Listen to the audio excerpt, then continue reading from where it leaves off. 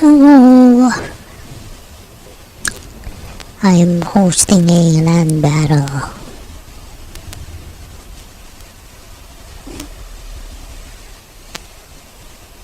No, it's actually already Saturday in the Philippines. Yeah.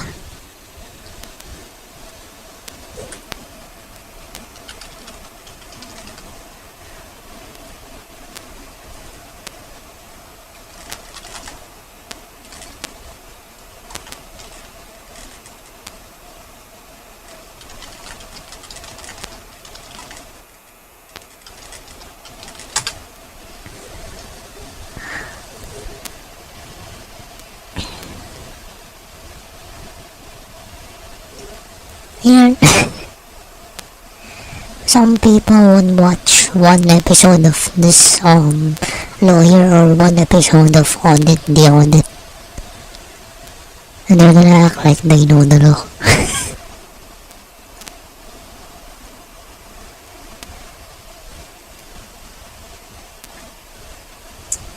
I didn't notice that we got 3 more subs after the 226. I wanted to do a freaking 226 subs, life P226. My favorite. reminds me, the same Sour P2000 series also has the P228 and the P229.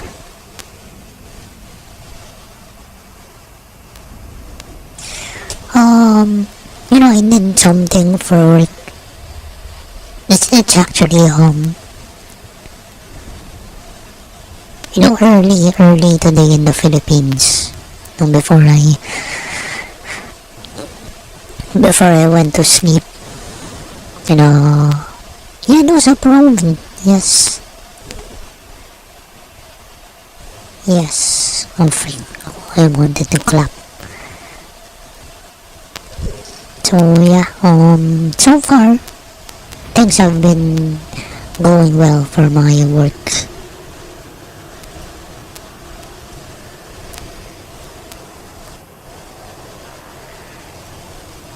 Okay, let me put the live chat on.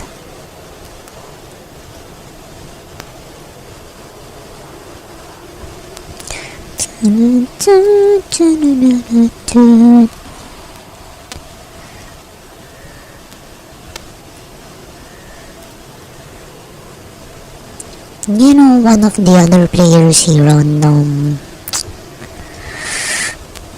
Warhammer, they subscribe to their own channel, and they would sometimes go on the live chat. I've seen them recently. Maybe I should try to find them and then tell them what happened, so that they can subscribe again. So that they can trash talk again on the chat.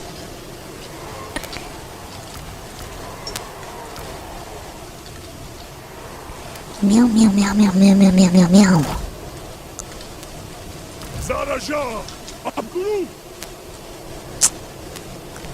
I wonder what happened. Oh, why are they leaving?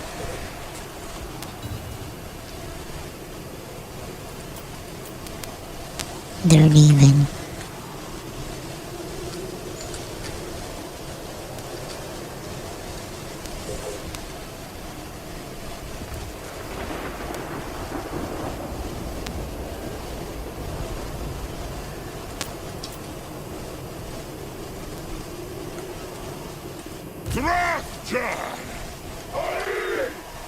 Anyway, let's still play.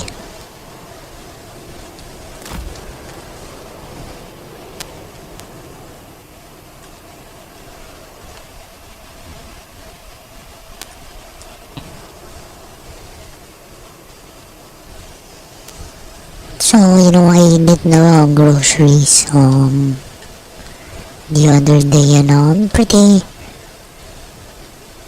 I'm pretty bummed that, I can't really spend as much as I like.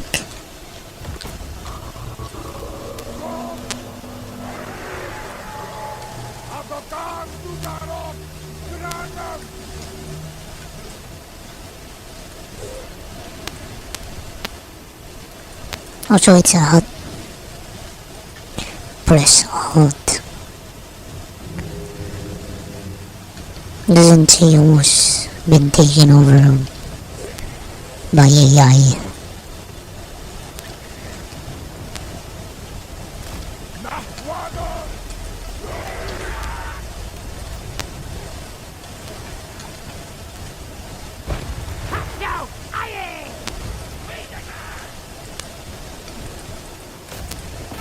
I bet this one is. I just keep getting higher and higher.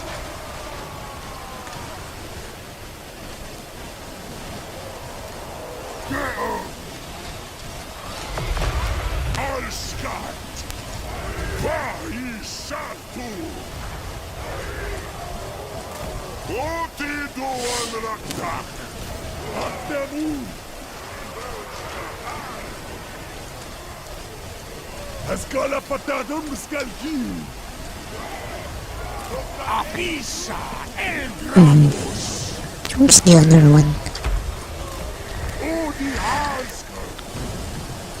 Meow, meow, meow, meow, meow, meow, meow, meow, meow.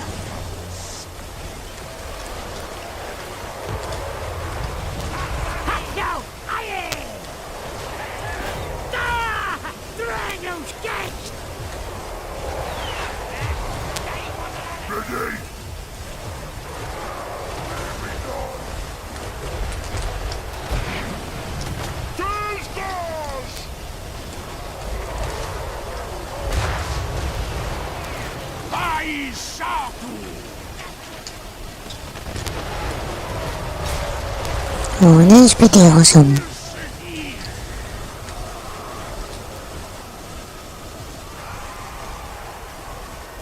So we're fighting two main fronts.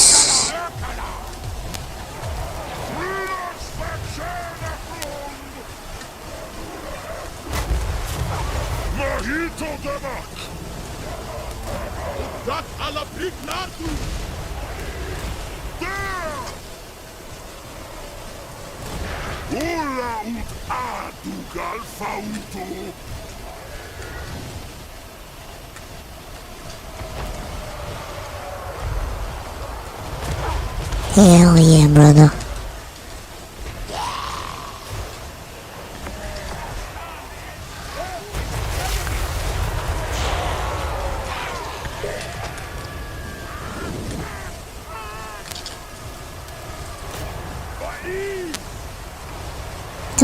Those were good hits.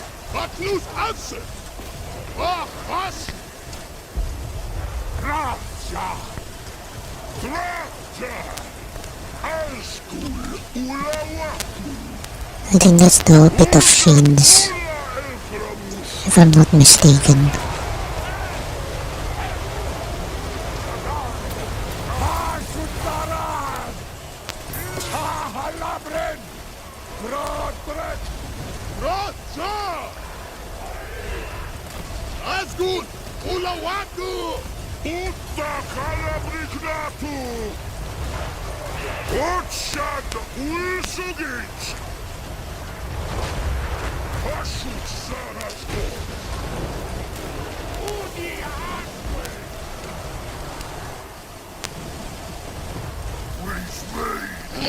Excuse me.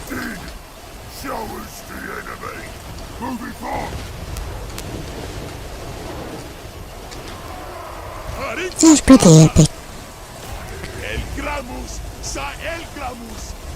Oh, I should have disabled the skirmish.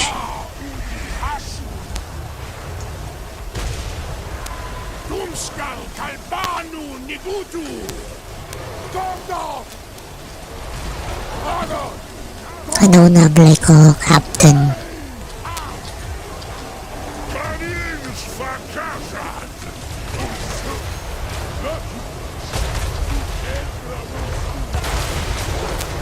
Hell yeah.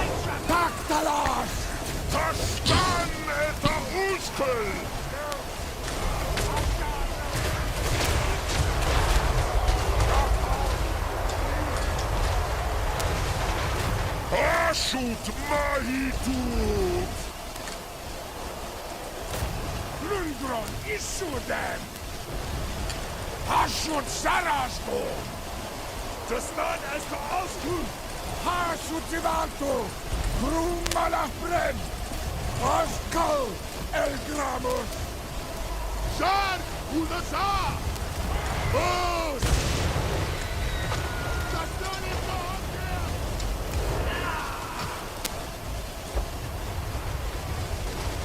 Pesa el Gramus. Tehu Salazu. Brother. Tehi.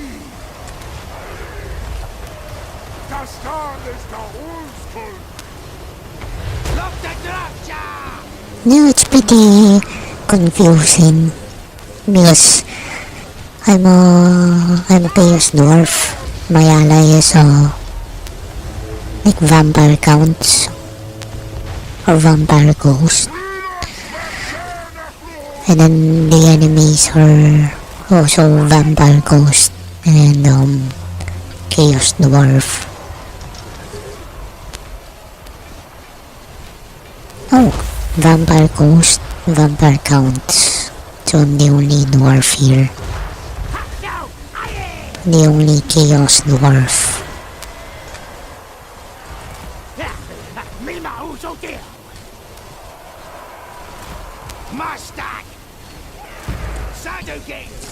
We've won the left side. Here we go. Uchad Ulsugi. It's time to face right.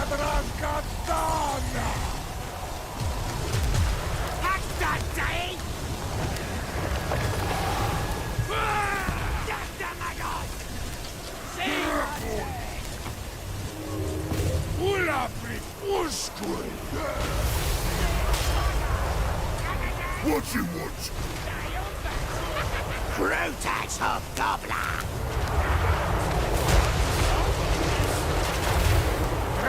Hello, good morning. Askan! Uchak Ulsok I! Trash Kazad Water!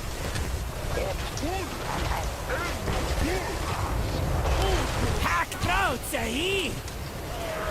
The Grumps boys! These boys! Eilskan! I think we're gonna get him. Askala Irtala! Unbox them as Elgi!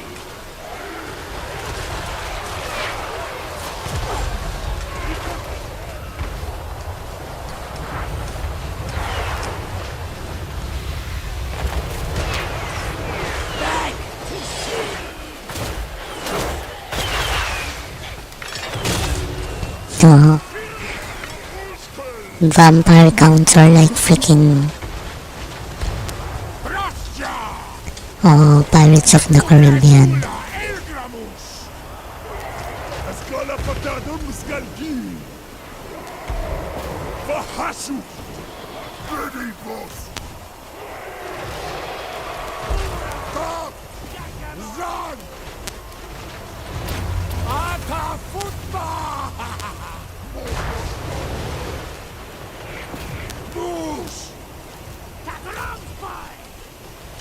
He's gone!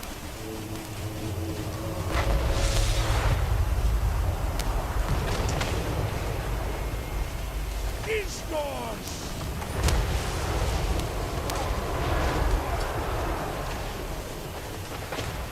Yeah!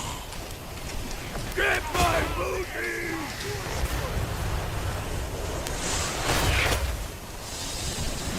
Hell yeah.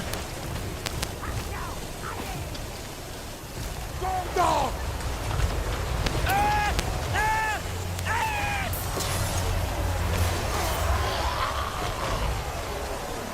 Trinas Facha Nakrun! Askul Ulawaku! Hey! Hakso! That's Kazan Waku! Hey, that's nice. Mahito Demak! Shanutas!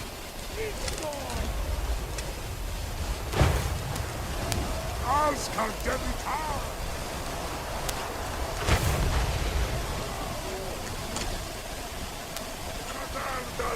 Raptor!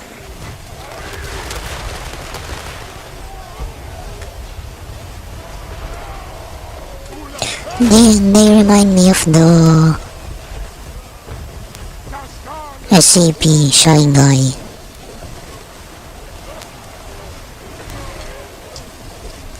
I've been doing well.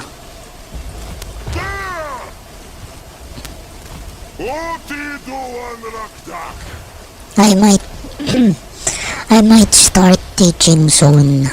You know, I think I only have one exam left. You know,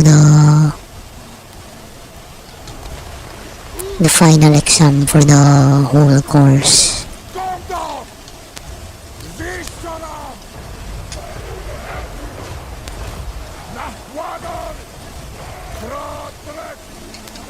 And I thought I got most of these already. Pashut Sarasgon! Ula ut atu galfautu! Boys, up through! A strong boy!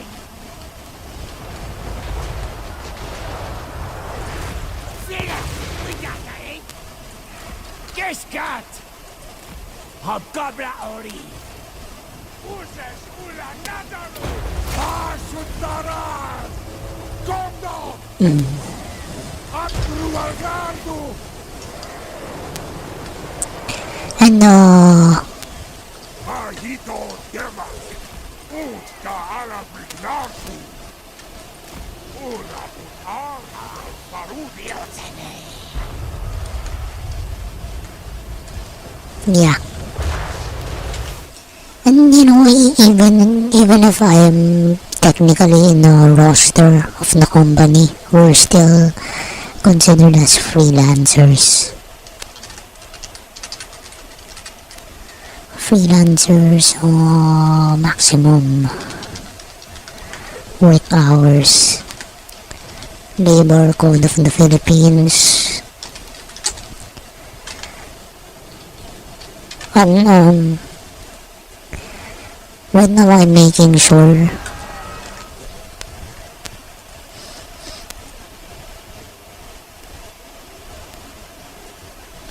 I'm trying to make sure that, you know, I'm not doing anything against the law. You know, should I like work for 10 hours a day?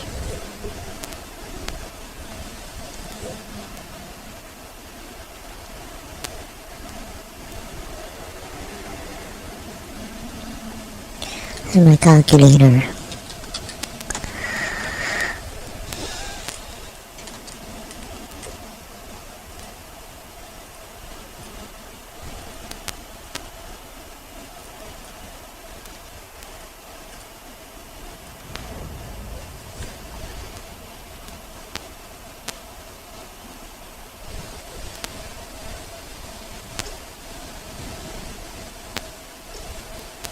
Five to seven.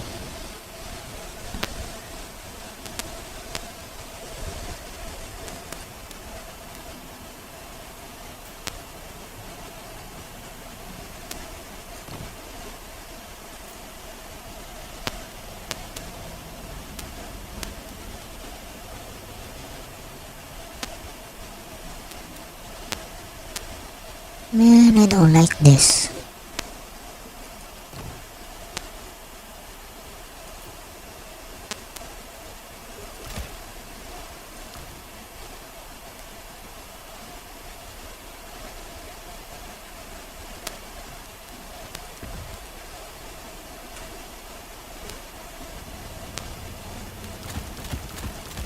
No.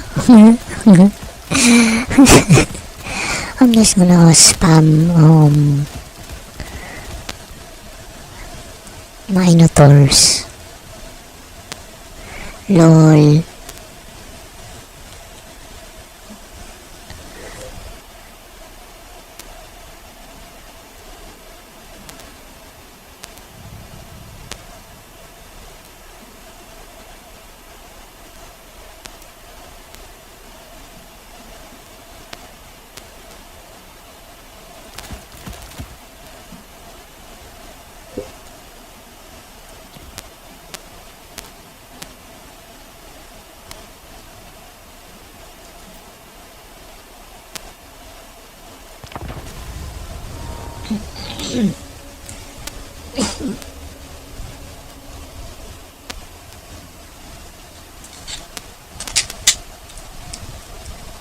I think I gotta pay for the Wi-Fi soon. Like it's gonna be due in 3 days.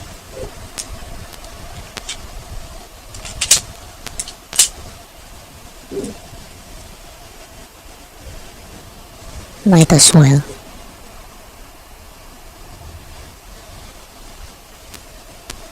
Hold on, let me check it.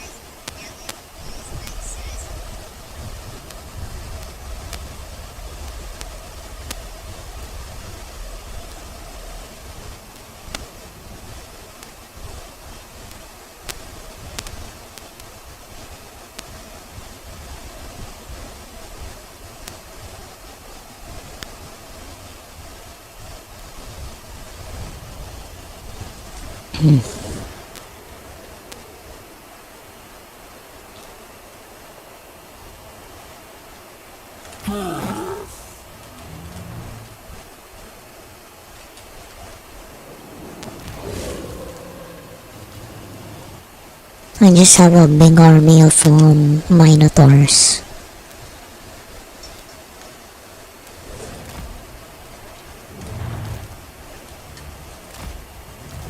With some good boys.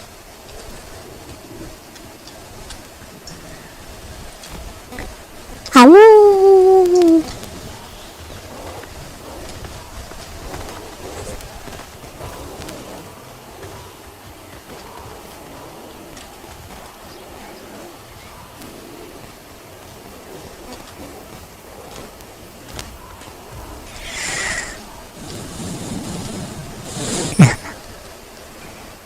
Cow.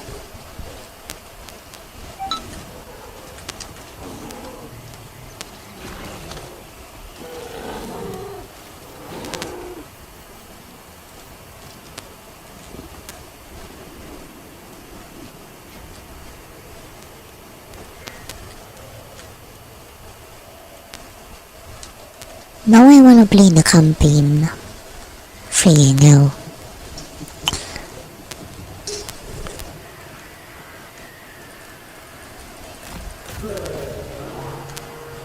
Oh no.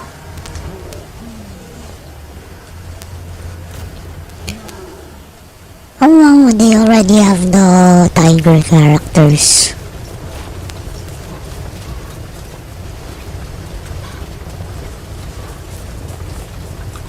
The man tigers.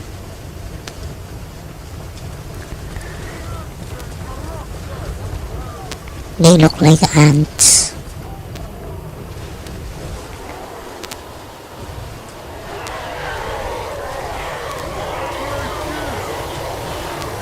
Oh, this this guy doesn't plan to stop.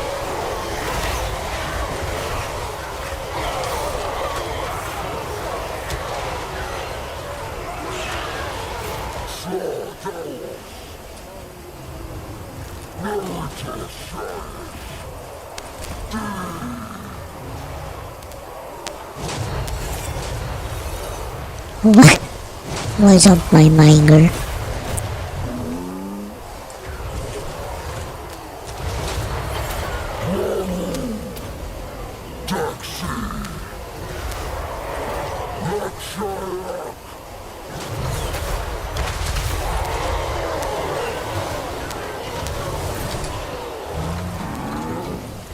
Cow. Have you seen that video of the cat? The cat that doesn't meow. It says cow instead. Cow.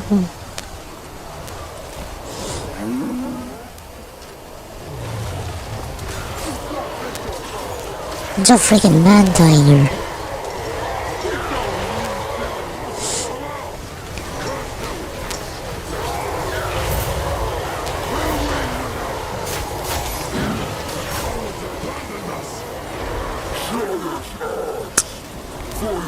Oh man.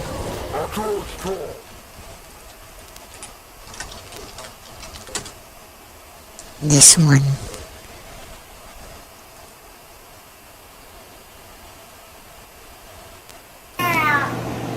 What? You okay? There was one time she asked, where does milk come from? Cow. Do I look fat? Cow. What? You okay? Cow.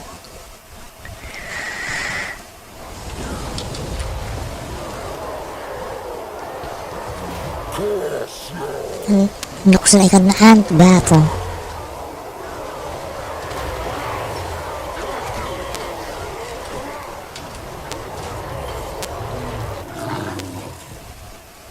I just have my good boys here to chase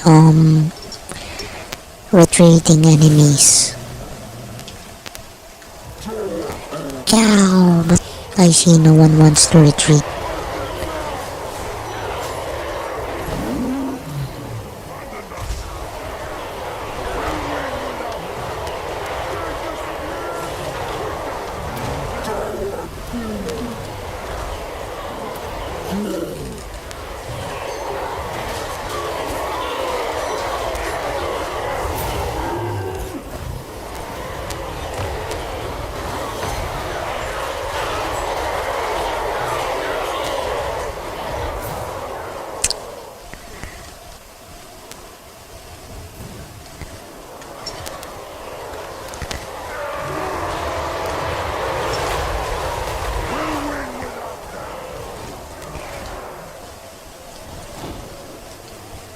Cow.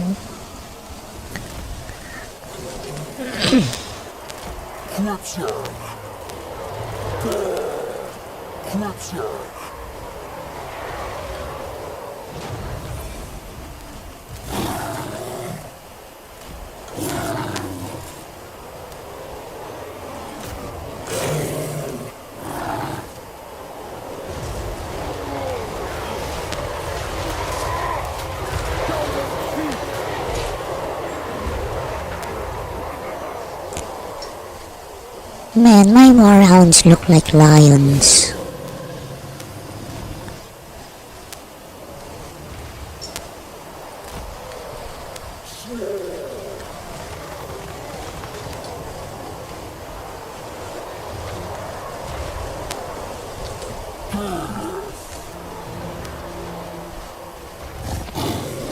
frick? Oh wow! Their demons suddenly got banished. We're gonna win soon. Actually, we've already won.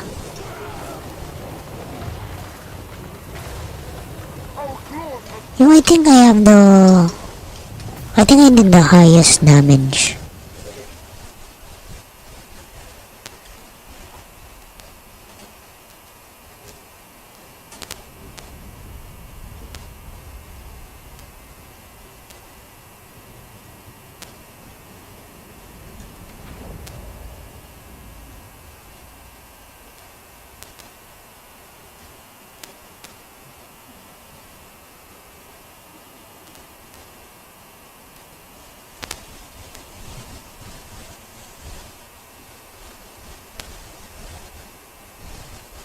Anyway, I can keep my work laptop running like the whole night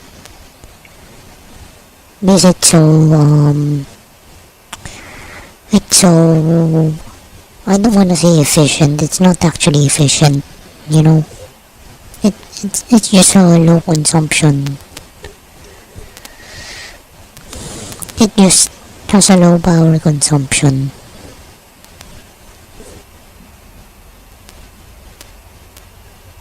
I think it's enough for the job.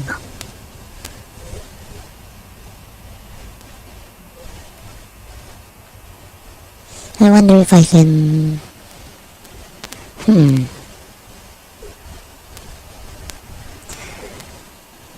Maybe in the following days I'm gonna try to power an electric fan aside from the work laptop to see how well it works.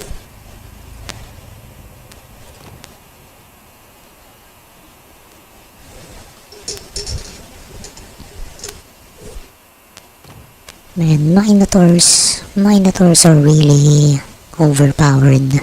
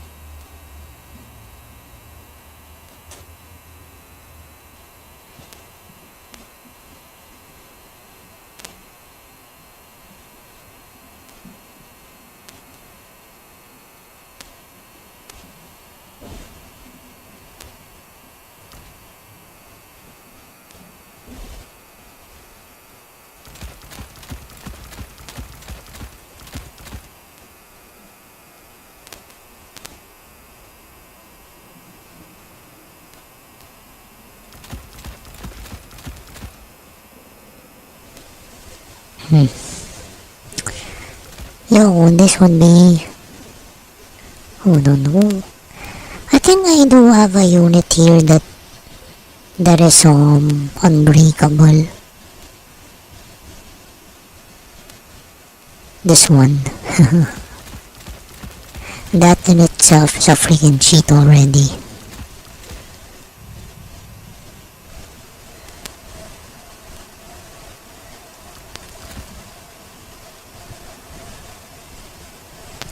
They're also very strong.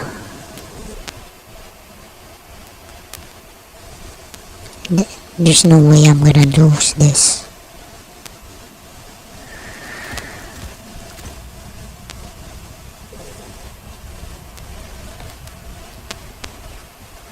But now I notice how limited the Skaven factions are. I really wanted something that has a very different colorway from them.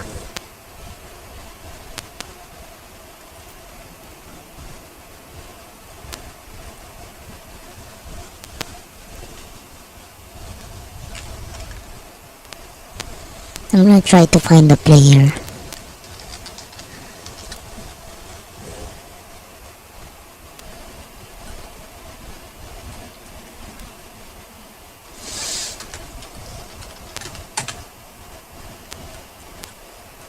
Can't find them.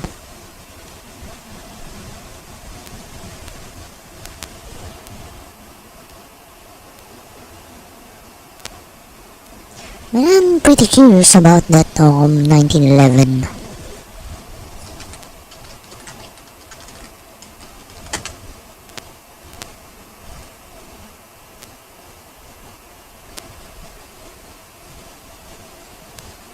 Is that a government model? Government model.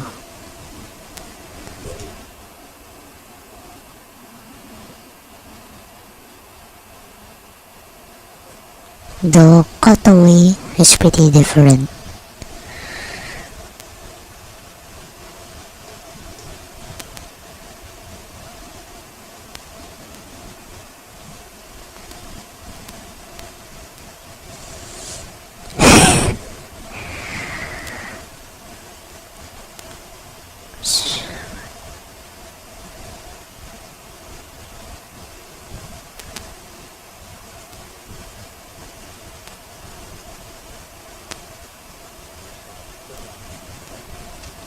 One more player.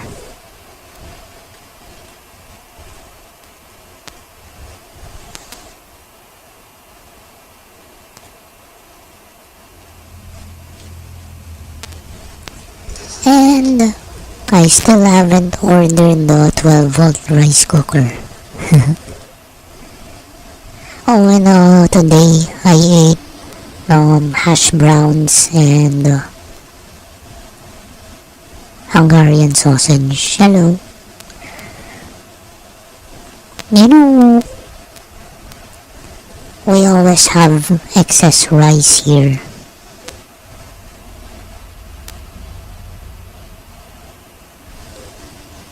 Kinda think it's, it's a good thing we always eat up the excess. You know, I'm saying excess because I'm doing fine. Thanks for asking. How about you?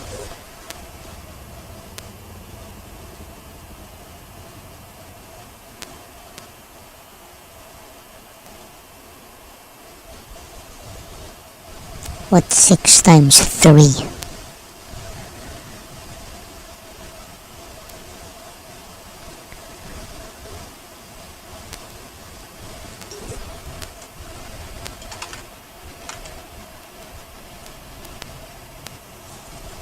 $18.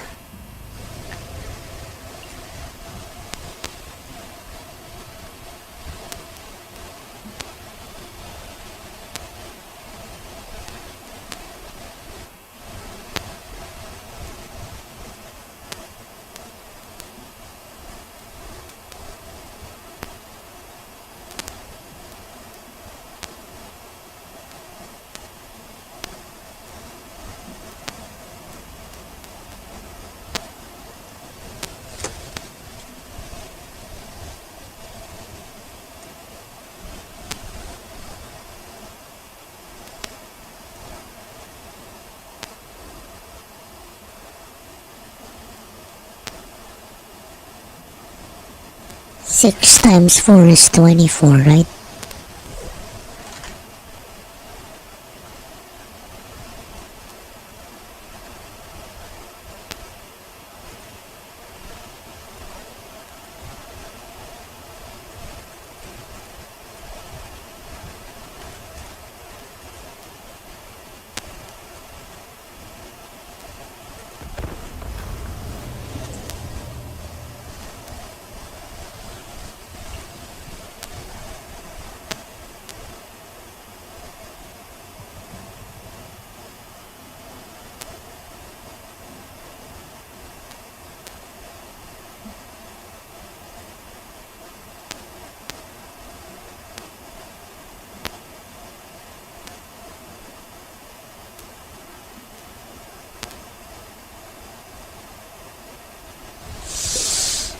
Oh,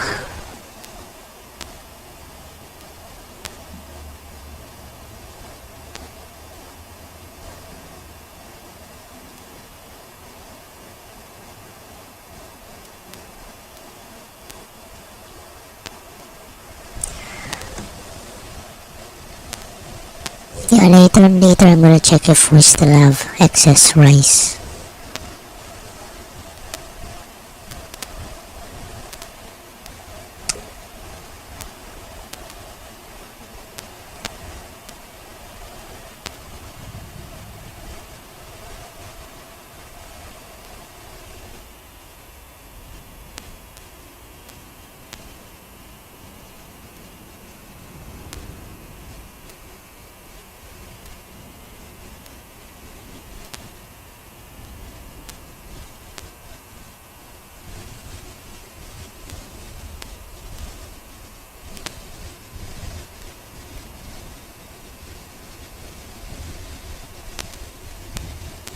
View. Oh,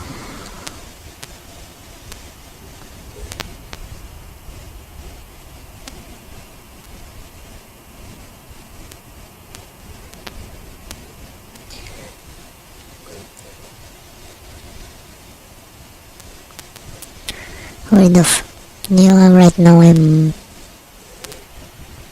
Hold on.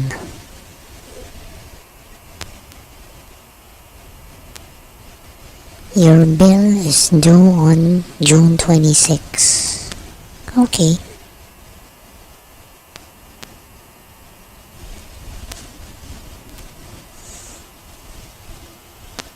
You know, that was a pain. That was a pain to find the billing section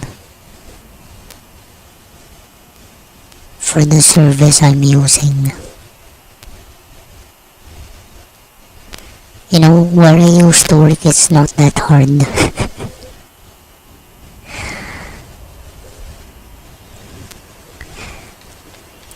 You know, for who I used to work,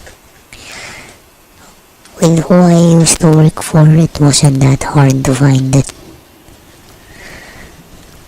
Guide us, Old One.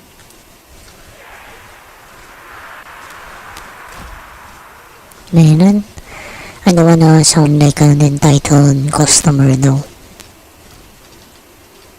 Whatever. Core systems on. Oh.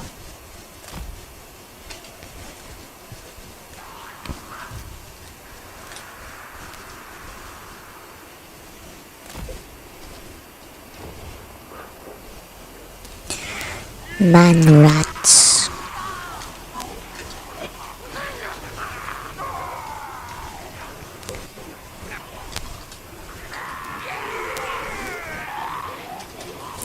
And you know, we really need a cat.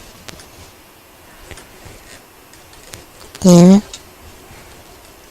Hi. Hi, chicken. I'm gonna eat you. Can I eat you, chicken?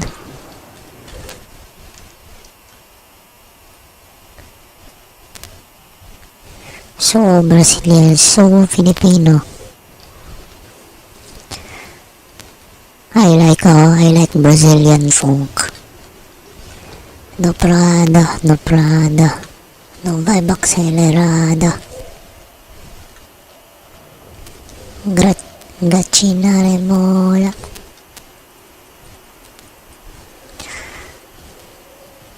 You know, I know that the songs of Baby Baby Doll are not good, but I like them because they're catchy.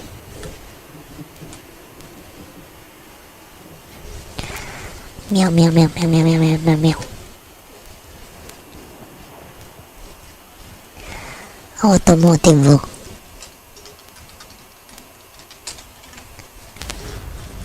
Go, run, go! Old rat will know we are sleeping. Yeah. Murder, death, Oh, oh, what the frick? I didn't anticipate them to use those. Damn. Man, we're dead. Genie.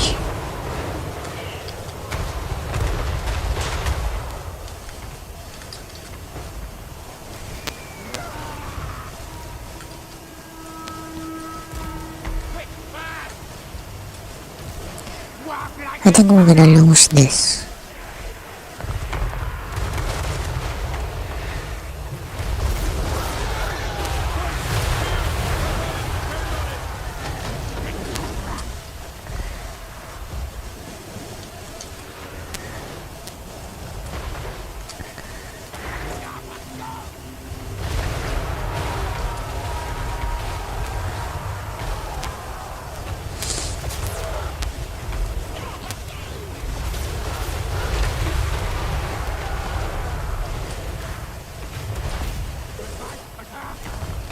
No! Kill time! It's a good thing these... It's a good thing these don't, Move tail! don't have like a moral. Illumination upon them!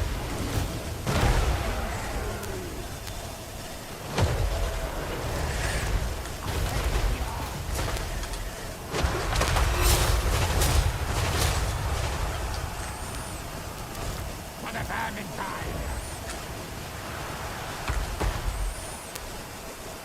It is against Sigma teaching! Back underground!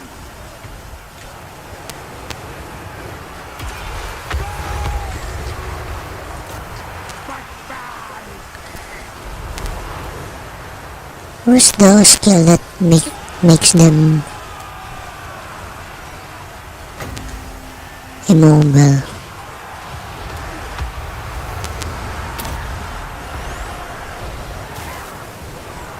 Storm demon! Now! Warp stone magic! Move, Ran! Death device is charged!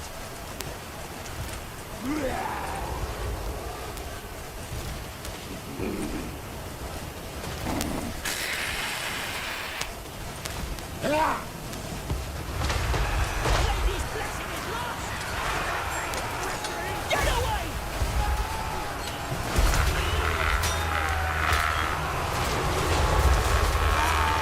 Joel, you know what? Retreat, retreat!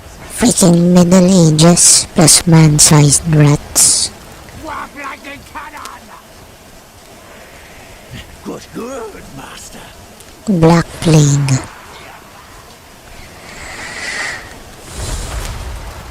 Yes, master, lord.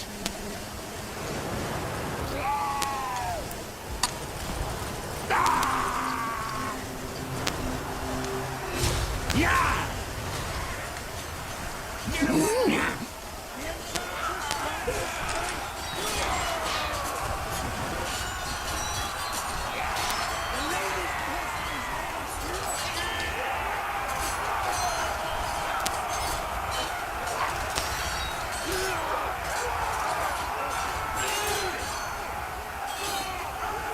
I think it's a connection problem. Ito, it's like slow motion.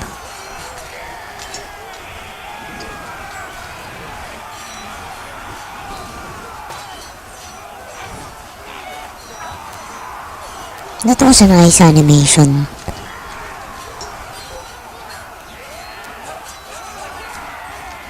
Chicken, chicken, chicken, chicken, chicken.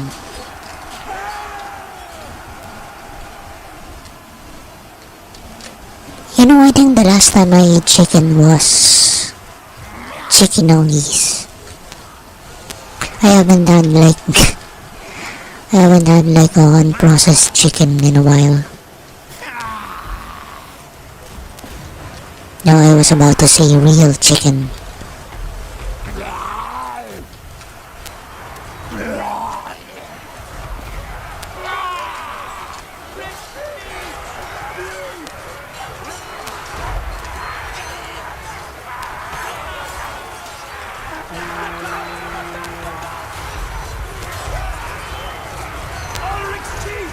Retreat!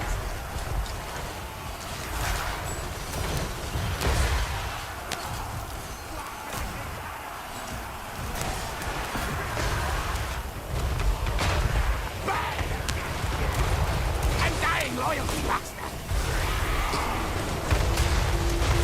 Very good, Master.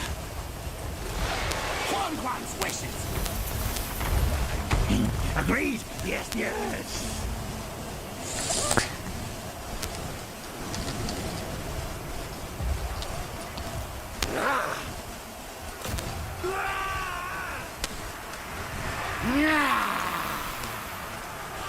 The lady's blessing is lost!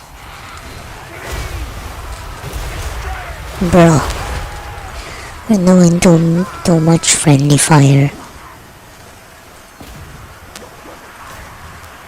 Whatever.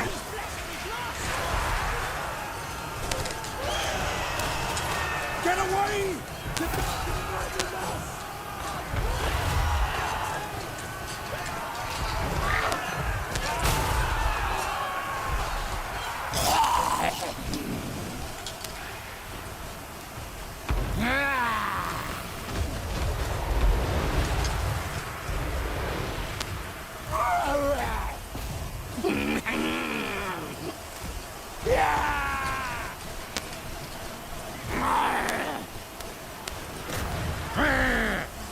You know, I think the enemies realize that my units are unbreakable.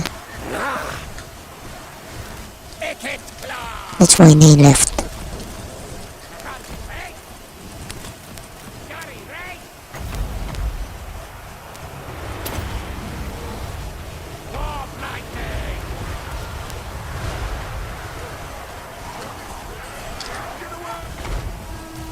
Warp lightning cannon.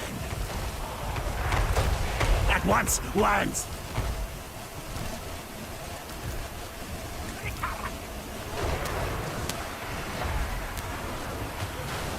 Capsule's command.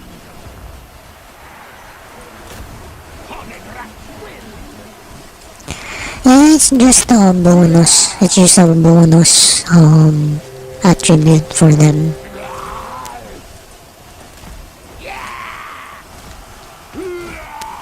You know, there should actually be a condition that only one troop of them can be fielded. But for this match, that rule doesn't apply. So good.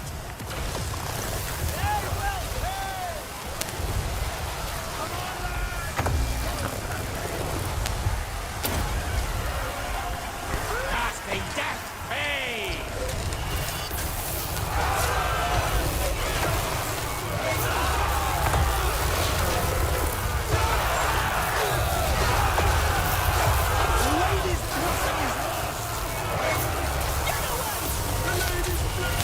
Team. Wields the winds. Yes! See the power of Bretonia! Scatter. Shield protects us from their magic! The lady's blessing is lost!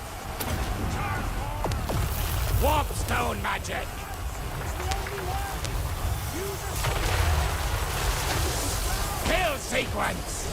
Oh wow, I have a lot of winds of magic. Next time I wanna field sorcerers. And I hope I still have a lot of winds of magic. You know, in the past days, in the previous days, you can hear me rambling about how I cannot use spells because there's no winds of magic.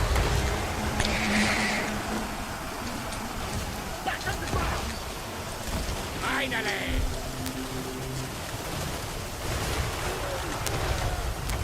Gaven! Get me out! Spellcaster!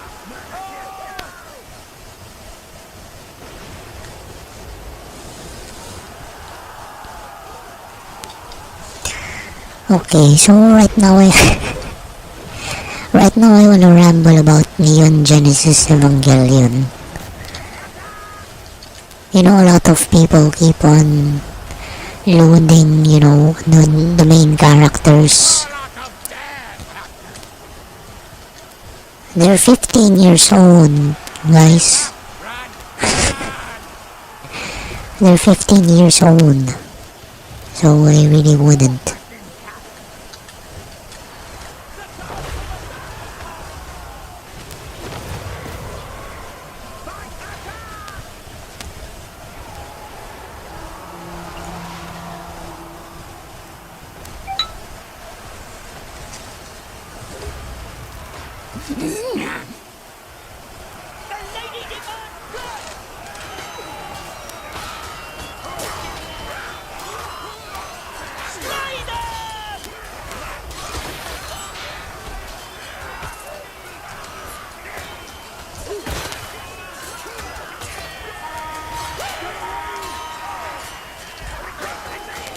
Look to the knights! They're so brave!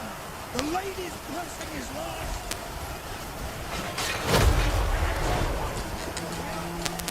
What the frick? What happened?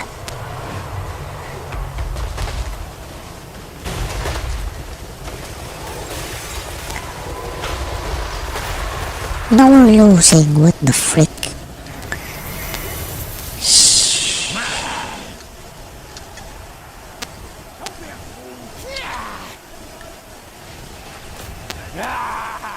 Oh, we got backdoored. Nobles are promised as riches if we stay and fight! I think I'm the only one who stayed now. Blood these are! The animation is very smooth now.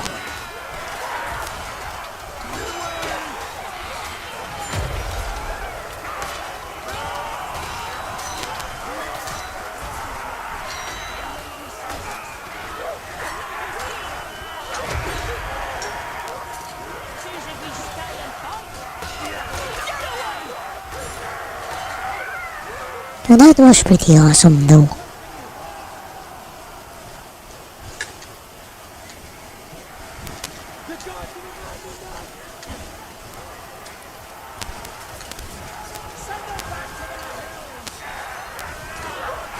I'm gonna lose.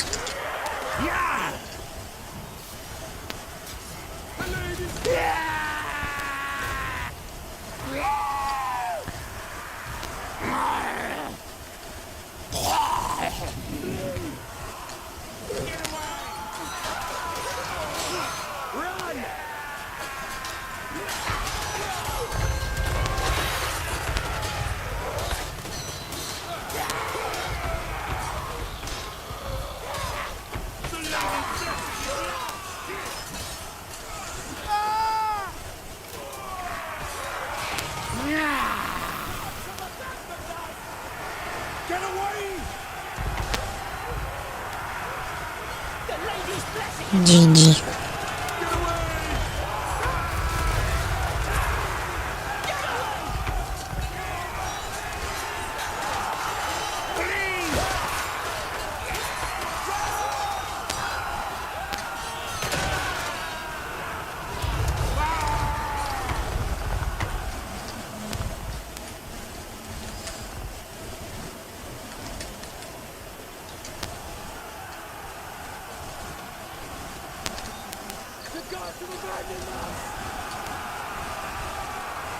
Get away!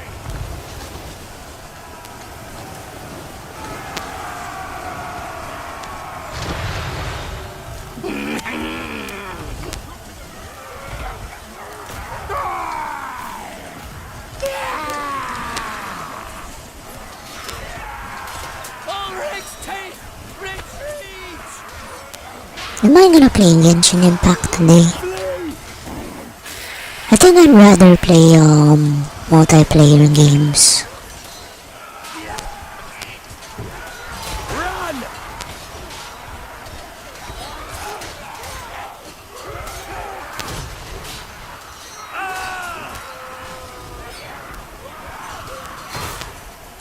The lady's blessing is lost!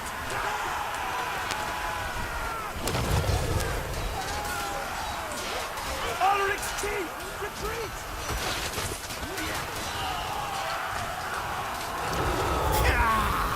Lady's blessing is lost! Run!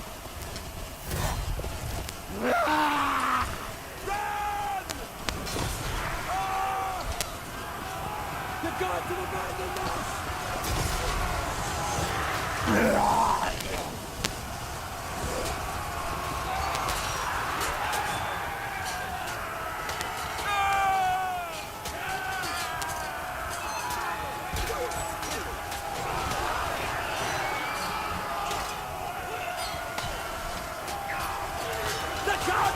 I don't really stay till the end.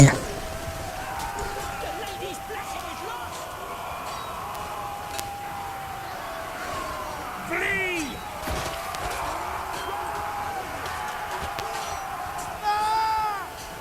The gods have abandoned us!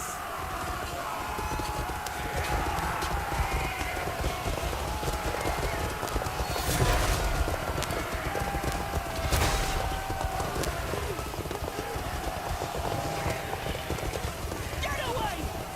Flee! Run! The lady's blessing is lost! To the last rat.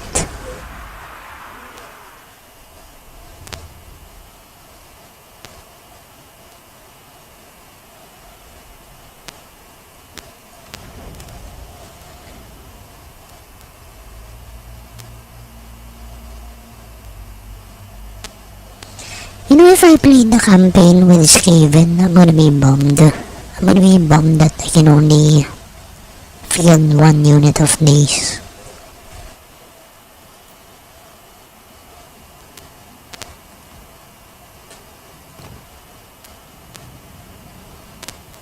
I think I'm gonna play Izonzo.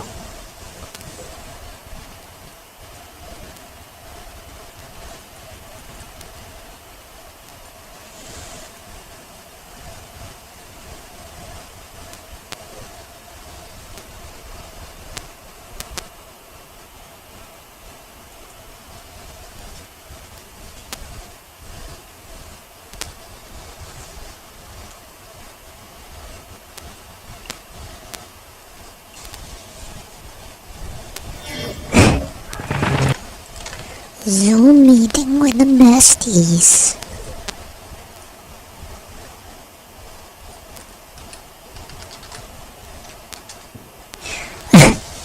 I think one of her shorts has some tong sour.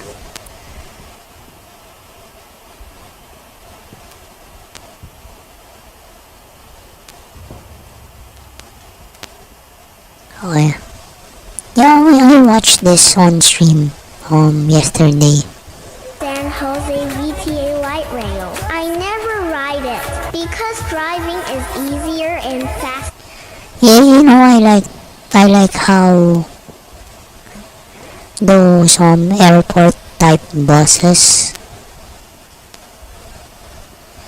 you know, the ones that are designed to be able to accommodate wheelchairs. I love how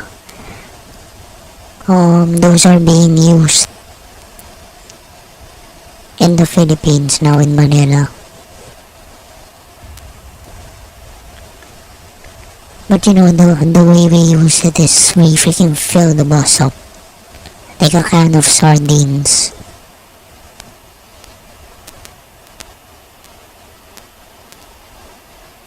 Man, it's been a long time since I ordered pizza. Spent 1 minute in Kingsburg, California with us. And not a minute more. Alright, so we're walking through the Kingsburg Swedish village. Why is Kingsburg Swedish? I don't know, why is it Swedish? Because Swedish people used to live here. Oh, look at this cute little horse. Little known fact, the Vikings actually came to California and landed in Kingsburg and they left this behind. It's actually the original colonizers of Kingsburg, California were Vikings. Welcome! So no visit to Kingsburg Swedish village is complete without the best Mexican food at Los Pepes. I heard Pepe Aguilar once sung here, played here. They also got these little coat of arms here for the different Swedish families. Ah! For lead purposes? Oh, they're closed. closed, bro. Why is everything closed? My Sunday. Christ has died. Christ is coming in. If public transit is your thing, Kingsburg is a quick Amtrak ride from Fresno.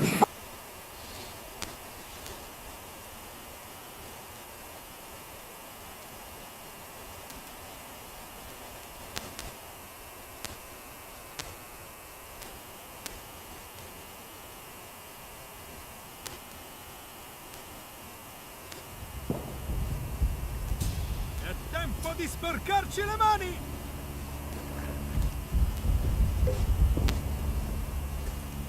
Level 14.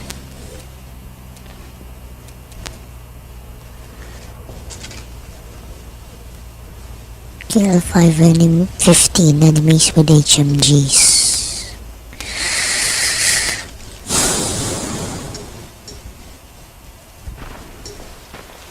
Meow meow.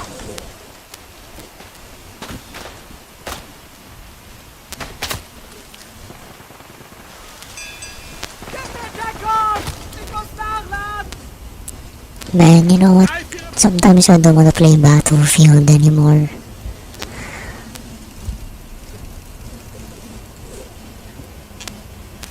Because I think this is better. Lol.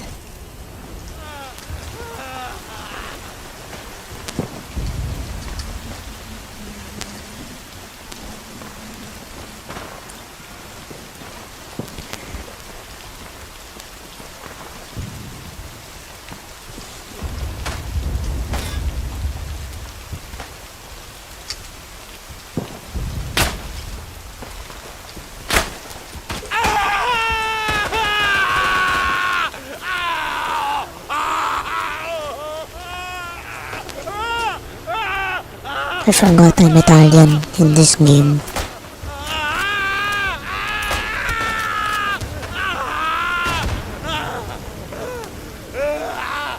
Nemico sta prendendo il sopravvento in questo settore! Los! Attacca! Oh frick.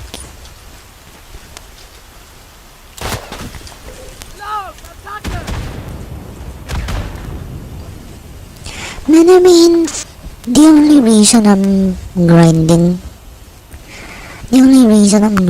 all the classes to level 20 is so that Vincendo! Forza, continuate! so that I wouldn't have to wear light blue for the Austro-Hungarian faction. That's it. There's no other reason. So you know I'm not really playing the game in a chill manner.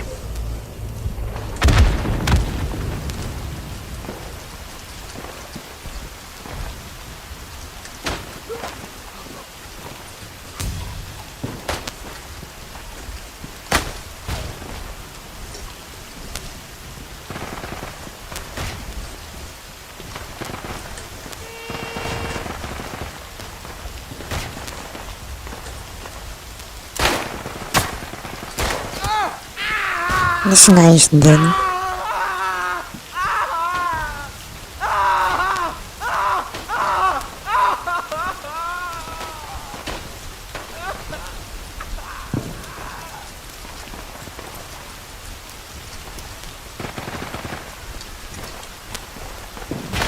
Oh yeah, my assignment is to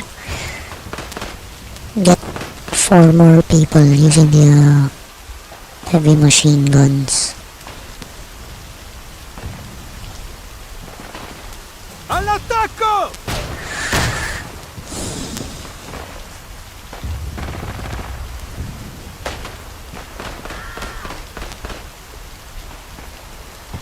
Sta ricaricando, ragazzi!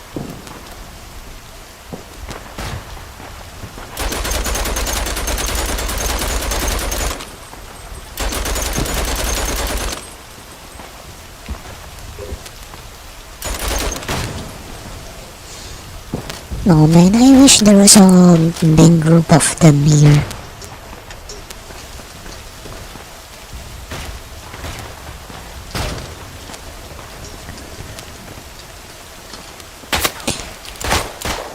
Of course, I like taco. Lol.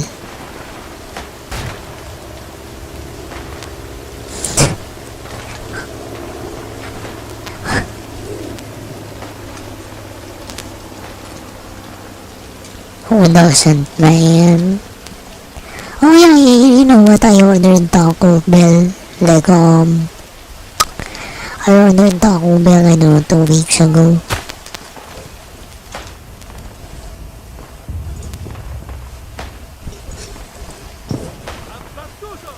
I think I'd rather eat Big Macs next time instead of tacos.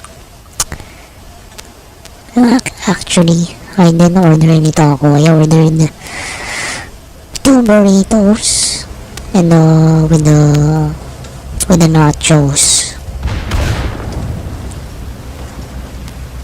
You know, next time I'm just gonna make them myself.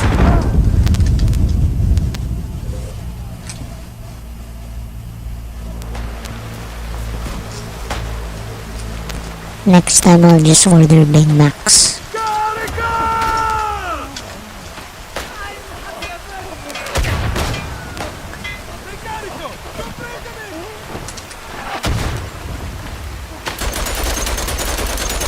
What the frick? What?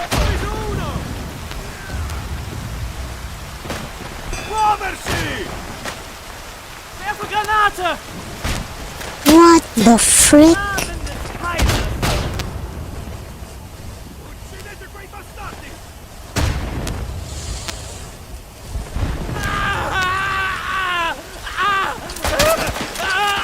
Mandateli all'inferno, ragazzi!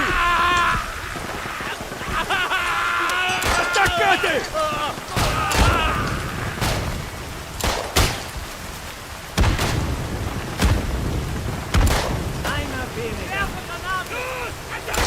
Oh no.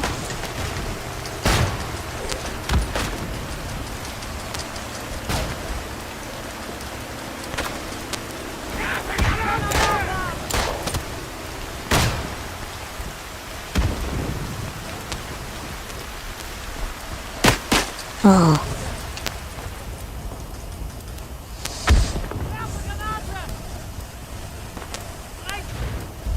Right now, I wanna express how grateful I am because I haven't had any cable burnout on me. Just like months ago. You know, my cables were actually burning because because of loose connection.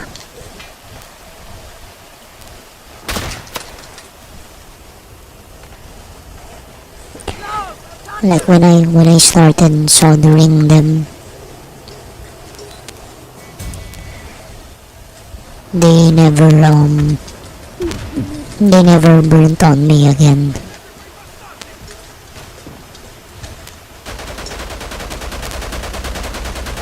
Bro, can I use that? Thanks, bro.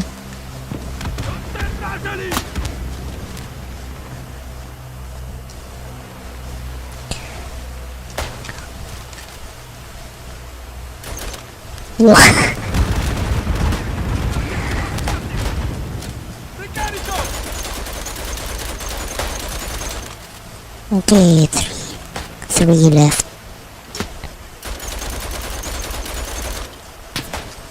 Come on, man.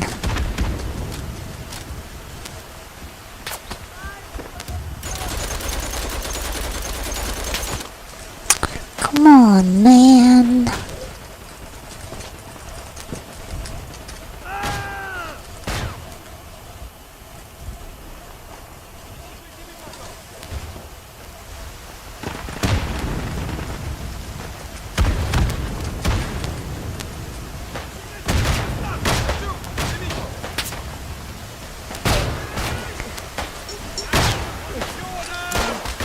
What the frick? We're outnumbered by 2 people.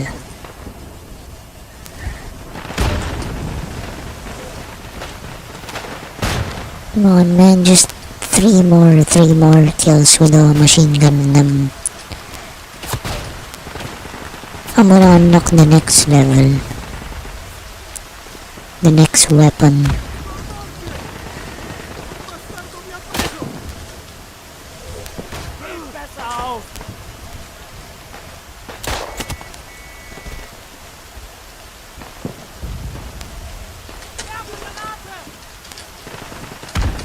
It's a good thing German and Italian are very distinct. You can tell them apart when you hear it. You don't really have to understand what they're saying.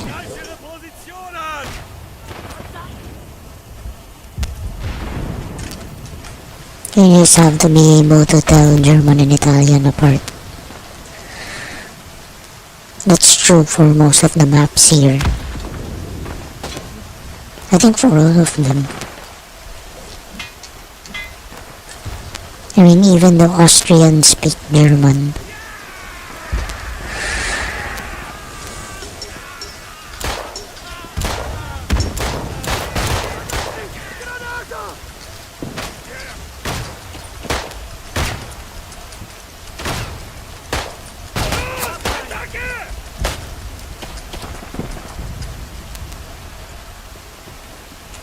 Ricarico! Copritemi! Mi hanno colpito! Granata! What? Have you heard this song?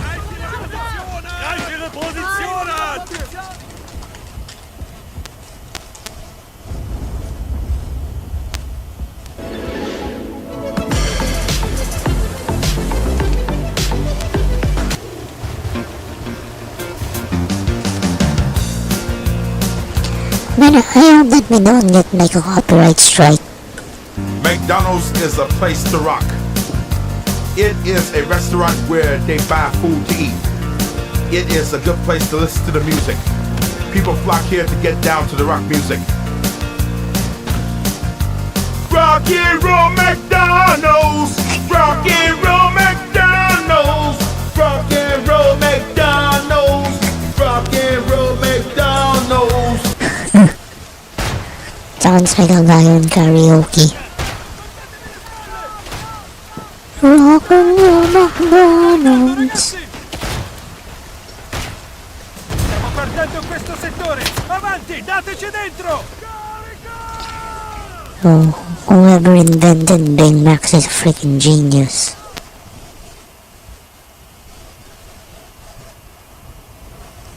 Let's listen to some social commentary. Often just transactions. Yeah, exactly. Before dating apps turned relationships into a marketplace, the stage I was think we built. listened to this 1 day ago.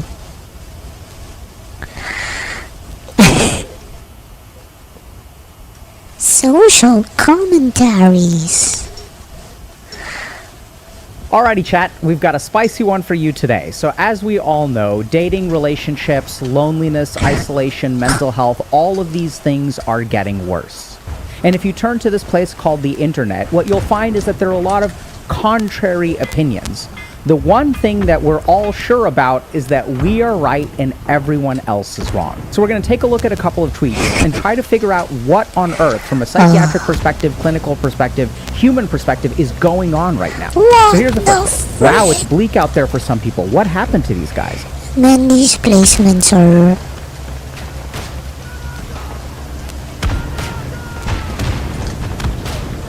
weird and impractical. That's what they do in games. They put the machine guns in impractical positions,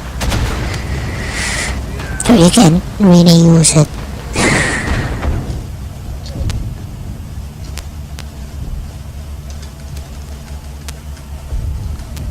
Right now I need like 3 more machine gun kills. I can't remember the last time I talked to a girl that wasn't a coworker or just doing her job. The hardest decision of a man's life is choosing between the 6 out of 10 who loves you. I mean, women talk to me during gigs, but, I don't really, I don't, I don't really keep in touch with anyone. And the 9 out of 10 that you actually desire. If you told me COVID killed 80% of people under 30, I would believe you. They're in hiding. Food delivery destroyed their presence in public. I know 2 women. Talking to women is mental torture. I talked to my female cousins and aunt today, literally saying, bro, real, I've never done it.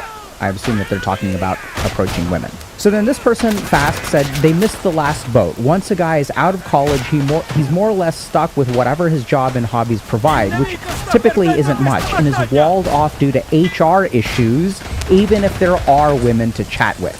I get that this boggles older guys' minds, but that's it. So this sort of started a really spicy Twitter exchange where a lot of men out there are sort of saying, like, it's very hard to talk to women, HR gets mentioned, and then there's all kinds of... Man, you know what? I was talking to my female coworker about how... I just mentioned that I like our boss. One of our bosses. And then, of course, I mentioned maybe I'm attracted to her because of how she dresses. It shows her figure. That's what I said, and then my female coworker said, her own word was, she's sexy. And that's what she said. Lol. And you know what? Sometimes that female coworker won't freaking directly look at our boss. Like her,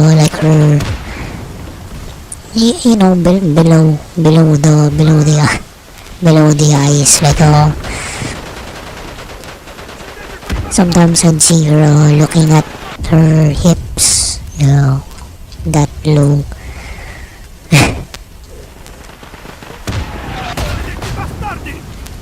And whatever, man. I wouldn't really say it like that. I actually joked to her that the HR office is just across the hall, like from our office, from our room. Shit.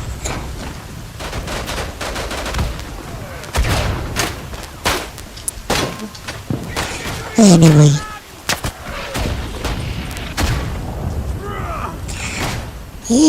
my eyes would always be eye level with her. I would just use my peripheral vision, not only left and right, but also the lower peripheral vision to freaking,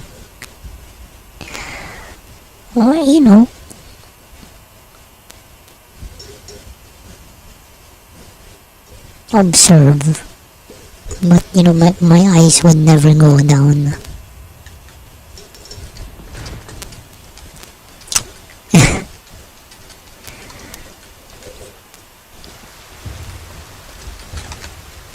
Responses, okay? I'll beat this on a dead horse until the boomers and Gen X folks learn that the world they dated and yes, I have experience a girl from college. They were trying to lean on me and stuff. I know I'm trying to be seductive and stuff, whatever. married in within is long gone. Dating is different. Socializing is different. Standards are different. Oh, and the boomers did no one any favors by being insufferably selfish too. A lot of guys decided very early on that they'd rather just be alone. It sucks and they know it feels sucky, but because they haven't learned what a relationship even is, it is easy for them to just not pursue one at all. Combo that with boomer divorce misery examples and voila, I'm not quite sure what that's referring to. I find it hilarious that the lowest IQ people can't parse that I'm not talking about myself. I'm part of the older generation, watching my sons navigate the stupidity that is currently mingling and dating. What worked for me doesn't exist any longer, or is entirely online It's good that they know that. now. And so when this person posted this, people responded, right? So here's presumably a young man who kind of says, whenever I see posts like this, it's always a good reminder to me that the internet is not a good source of information. I'm a normal looking guy who works out sometimes, runs sometimes, and goes out semi-frequently. I meet and talk to women literally everywhere I go. Everywhere I go, such... And, you know what? The internet is so bad. The internet's so bad, I don't even wanna ask questions in forums. such as church, bands, bars, hobbies. This is proving my point. If I were to suddenly find myself single and childless and used what you listed, and I'm in the suburbs of a big city, I'd have my pick of divorcee 40-plus women to be sure, so my age group. If I were single, childless, 20-something, same pickings. So You we're want starting a to see sniper something a shield? little bit different here. People are struggling to date. It appears to be that more men are struggling than women, and we'll get to some statistics about that in a second. And there seems to be like this really, really bizarre disconnect where some people are like, I haven't talked to a woman who is not a coworker or for a professional reason in years. And other people are like, it's just easy, bro. Just put yourself out there, right? I go to churches, I go to bands, I go to places, I learn how to socialize, and then it's like not that hard. And we see that it's not just one person who's saying this. Why don't people just go to a bar or a university club, events, whatever? I'm in NYC, so my perspective is skewed, but it appears... You know what? I was a freaking drunkard before, and even I don't think that bars and clubs are good places to find a partner. You know, unless if you really like the person, if you really find them attractive. that there are tons of beautiful single women everywhere. Hell, talk to someone on the street or train if you know how to do it. Okay, so like some people are like, okay, like I get that things are hard, but Look in my eyes And I think I gotta be honest, I just don't wanna. and tell me you know, And I'm already... You guys already know I prefer a guy as a partner, anyway. Or whatever. go and socialize. And then some people are also like a little bit more critical. Online most of their pubescent lives instead of interacting with society, easy Yeah. access to pornography. That's me. Well, not really. I mean, I freaking keep on streaming, but no, I don't really doom scroll much anymore. Stiamo vincendo questa battaglia! There are times when I doom scroll though, just to see the political climate, to know what's going on.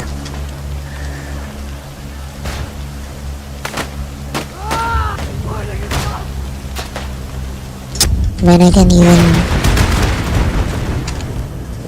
Low testosterone, right? So a real science bro here. Average 18-year-old has the testosterone levels of a 65-year-old. This is unprecedented in society. There's a huge divergence in political leanings happening in that age group. That's certainly true. And then women are weighing in too. So do these guys just have no free will at all, completely at the mercy of their circumstances? And so this is kind of what we're starting to see in this trend. Ouch, you know what? I think I needed to hear that. I really needed to hear that. Yes, that's true for me.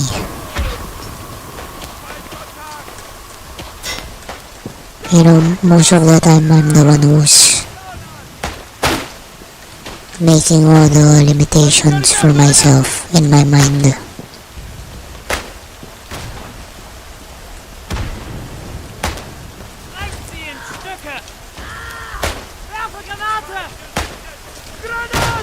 Mostly out of fear. And where there's like a lot of people who are struggling to connect with other people, and they're getting all sorts of ranges of responses. The first is like, oh, it's actually not that hard, just put yourself out there. The second is like, what's like, do you not have any free will? Oftentimes, like, you know, people on the internet will blame them for being losers or whatever, like having low testosterone. And then we also have like women who are contributing, I don't know if this is a woman or not, but like people who are contributing in a more like potentially helpful way. If you have a genuine platonic friendship with women, they will try so hard to set you up. The problem is that these guys don't see women. Wow, yeah, I remember back in college. You weren't even close. So, I think they were just kidding though. You know, I told them not to do it though. Women as people who they could be friends with, right? And that I think is like true, like the first part. I don't like coercion. So like the women that I know who are in relationships love playing matchmaker. So I think that that could be a piece of the issue. But I think a huge problem here is that people are sort of making assumptions about other people's experiences. And so here's another take. It's very difficult to start a social life if you lose a social life. It kind of has to be continuously maintained, and when the pandemic broke that chain of continuous in-person gatherings, a lot of people just couldn't come back. And this, I think, really leads us to what I think is going on. And the answer may shock you, but what we're really seeing here and now play out in front of our eyes is natural selection. Adapt or die. Hey y'all, if you're interested in applying some of the principles that we share to actually create change in your life, check out Dr. K's Guide to Mental Health. And so we start by understanding what literally is meditation. How does experience shape us as human beings? How do we strengthen the mind itself as an organ? And so by understanding our mind, we understand a very, very simple tool, a crucial tool that we have to learn how to use if we want to build the life that we want to. So check out the link in the bio and start your journey today. So what's actually going on here? Because if we look at Twitter, we see two groups of people who are sure they're right and 100% sure that the other group is wrong. Some people look at the world today and they say that dating, meeting people, you know, boys, men have it really, really hard. It feels really, really impossible. And then there's another group of people who's just like, okay, it's not too hard for me. I just started going to church or going to hobby clubs. And by the way, man, do you not know how to think? Or do you have no free will? Or are you just victims of your circumstances? So it's almost like we're living in two separate worlds, which I think is exactly what's going on. It's almost as if the advice that one group of people gives literally doesn't translate over into this other group of people. And both of these groups are really confused because one group is saying, hey, if you do XYZ, it's actually not too bad. The other group is saying, we did XYZ and it doesn't work at all. How can we explain this? So let's take a look at Darwin's finches, okay? So in the Galapagos Islands, Darwin went there back in like 1835, and he found that there were different finches with different kinds of beaks. And what he noticed is that each finch has a beak that is already adapted to a particular kind of food source. So some of the beaks are all about like cracking nuts, and they're very like short and hard and can create a strong kind of vice-like effect. And other beaks are small and sharp. They can kind of get underneath leaves or get inside little grooves to sort of get at bugs. So we have like the nut-cracking finches, and then we have the sharp-beaked bug-eating finches. And I imagine that if you put those finches on Twitter, and something happened where one of the groups of finches had no access to food. Let's say all the bugs on the island disappeared. I imagine you'd see exactly what we're seeing on Twitter right now. Because the group of finches that is able to eat nuts is like, I don't understand what the problem is. Just squeeze down harder and then you'll be able to find the nuts that you're looking for. But this other group of finches that does not have that kind of beak, the way that they were born, the way that they were raised, something about them in the modern environment which has changed is no longer suited for success. This is literally what natural selection is. Natural selection is usually not about adaptation in response to an environmental effect. It is usually what happens is when a natural selection event happens, the people who are already adapted survive, Listen to our memories. procreate, reproduce, and And, please remember that mutations are random. It's not like those finches, ancestors thought to themselves, I'm gonna grow a freaking bigger beak for nuts. pass on their genes. Whereas the group of animals, plants, whatever, humans, who are not well adapted to the current circumstances, literally die out. That's what natural selection is. Survival of the fittest. Now, fittest doesn't mean the sexiest or the most ripped. Fittest really means, in Darwin's words, people who have, in this case, finches, who are well suited, fit their environment. And what we're witnessing right now is super scary because it is actually a mass extinction event. Sounds crazy, but this is literally what's going on. There are groups of people who will have no option to procreate. We're starting to see declining birth rates in places like South Korea. Fewer people across the globe in general are having kids, but then there is this particular group of people who has no option to reproduce. And now this is going to get a little bit crazy, but as a psychiatrist, I sometimes wonder, do our genes have some way of letting us know that we are not going to procreate? Is there some kind of genetic existential dread that you can subjectively experience? Do we have some kind of internal mechanism that your genes sort of know, like on a deep biological level, hey, we're not going to get passed on? And are our genes able to hit the panic button? And I imagine that if such a biological mechanism exists, I have no idea if it does or not, it would look like exactly what we're seeing. This existential level of panic of like, I have no ability to meet people, to procreate, to have children. My genes and my legacy. I used to think, I can't do it. That's my self-talk before. I can't do it. I'm too old. Can you imagine myself in my 20s saying I'm too old and I cannot change, I cannot learn what my team leader is telling me. I had to remove that. I had to remove that mindset from myself.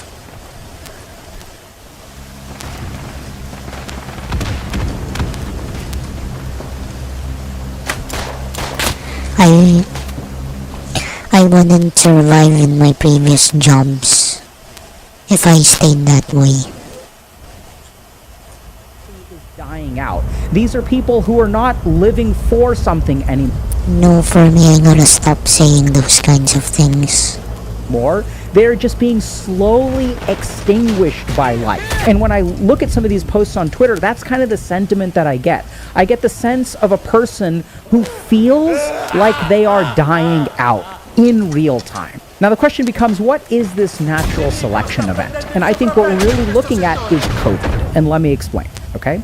So I used to be someone who was like, if I was 18 years old today, if you took 18-year-old me and you stuck him in the internet today, I would undoubtedly be somewhere on the incel red pill kind of spectrum, okay? So like back then it was like pickup artist, and I was kind of into that a little bit, not so much. But I think that back when there were like losers like me who didn't know how to talk to girls, the world was a different place.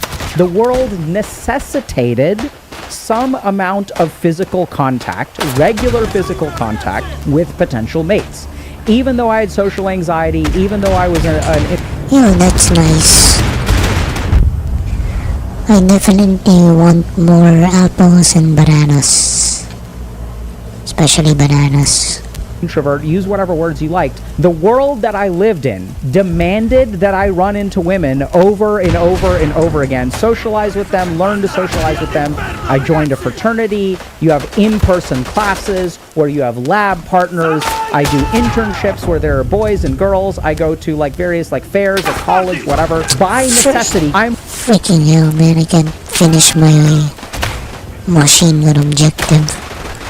required to interact with women. So in my case, I didn't know how to talk to girls. I sucked at it a lot, joined a frat, went to parties, did all kinds of stupid stuff. But over the next few years, through repeated exposure, I was forced to interact with women, which naturally reduces our anxiety through like some degree of exposure therapy, and I kind of ended up okay. But the world that we live in today, post-COVID, is actually really different.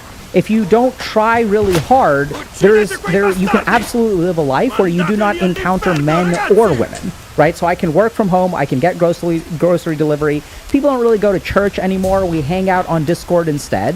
So the way my path to salvation was like I was forced into these social interactions and other people were forced into social interactions with me, whereas nowadays that's not the case at all.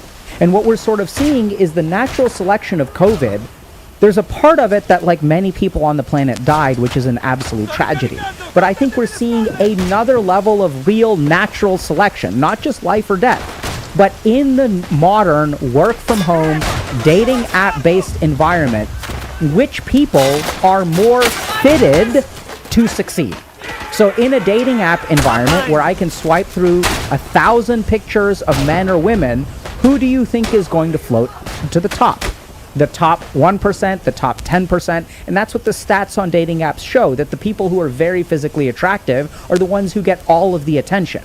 Whereas in the world that I grew up in, there were not supermodels on Tinder that I was competing against. I was an ordinary guy in an introductory chemistry class with relatively ordinary people to hang out with and talk to. So this is what I think is really going on, is that there's a level of selection pressure of people who are well adapted to a post-COVID world and people who aren't. So let's take a look more specifically at what has literally changed scientifically in a post-COVID world. So the first thing that becomes really important is there's a great decline in adolescent risk behaviors.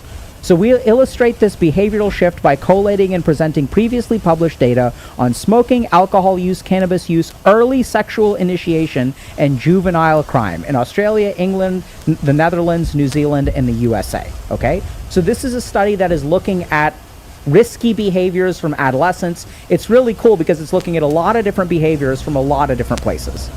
And what they basically find is that there is an overall decline in risk.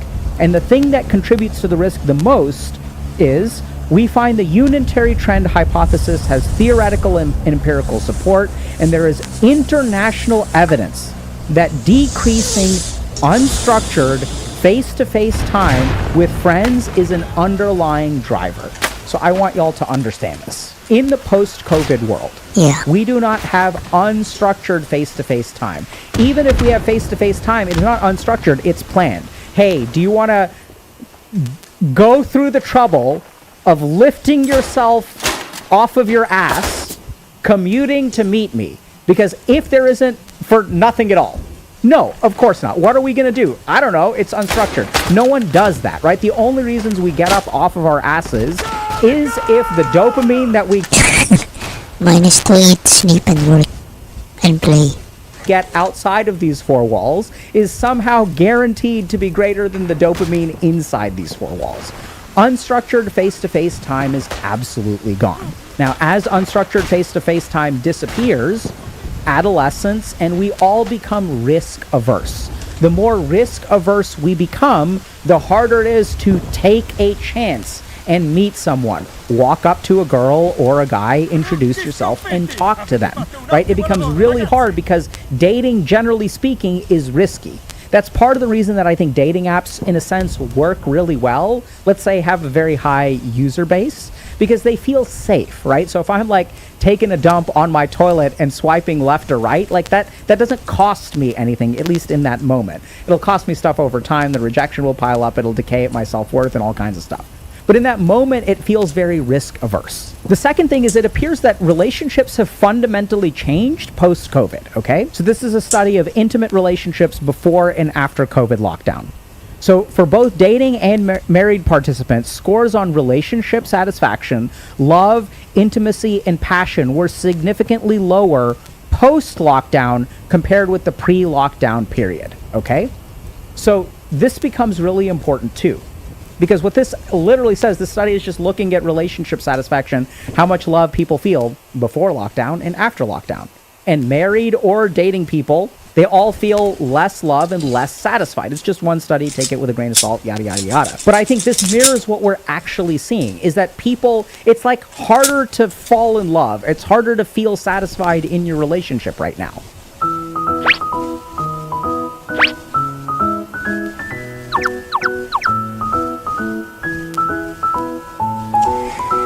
Yeah, I've been seeing this character. They're pretty new to me. Benvenuto al fronte, fratello! The Gugu Gaga Penguin. Who is this?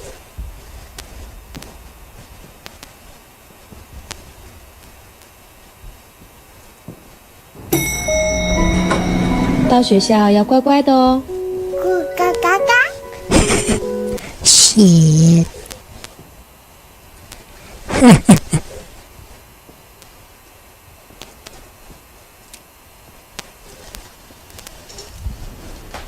Man, but I gotta be honest, you know. I'm freaking cosplaying a kid. But I don't really like kids.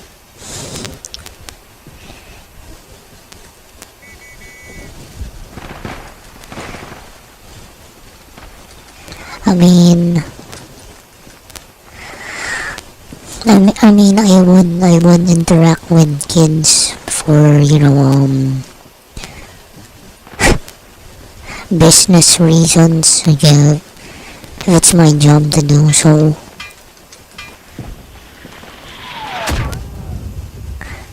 I gotta treat them like adults. The same way I would treat an adult. And what I learned from psychology is I'd rather not talk to kids in like a mother raised tone.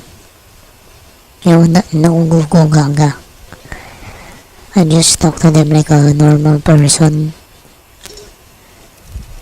Just talking to them otherwise will hinder their development.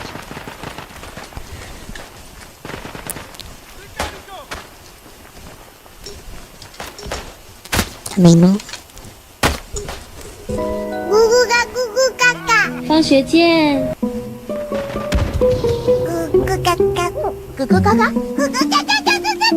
Man, that's all there is to her.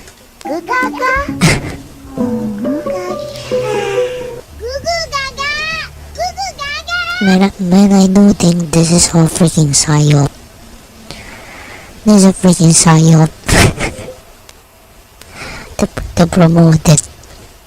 So that Western kids will have a delayed development.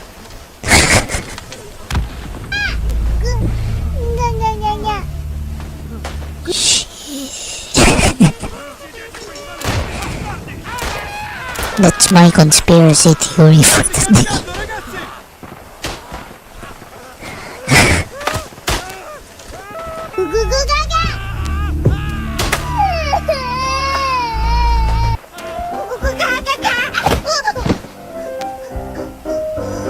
That stuff doesn't make any sense, man.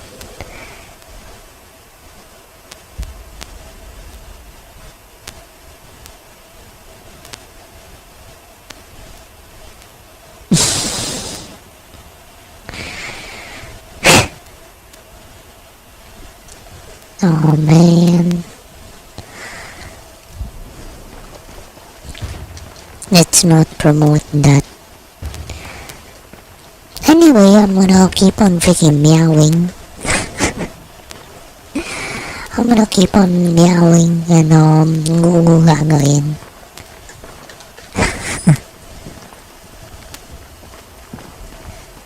Yeah, you know what? Yeah. Shit.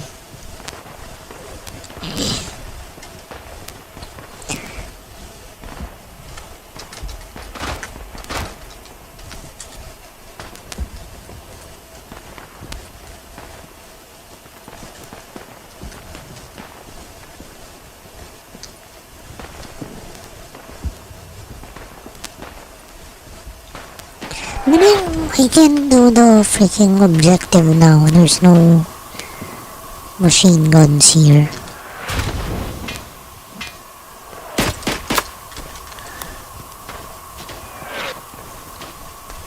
Granata in arrivo!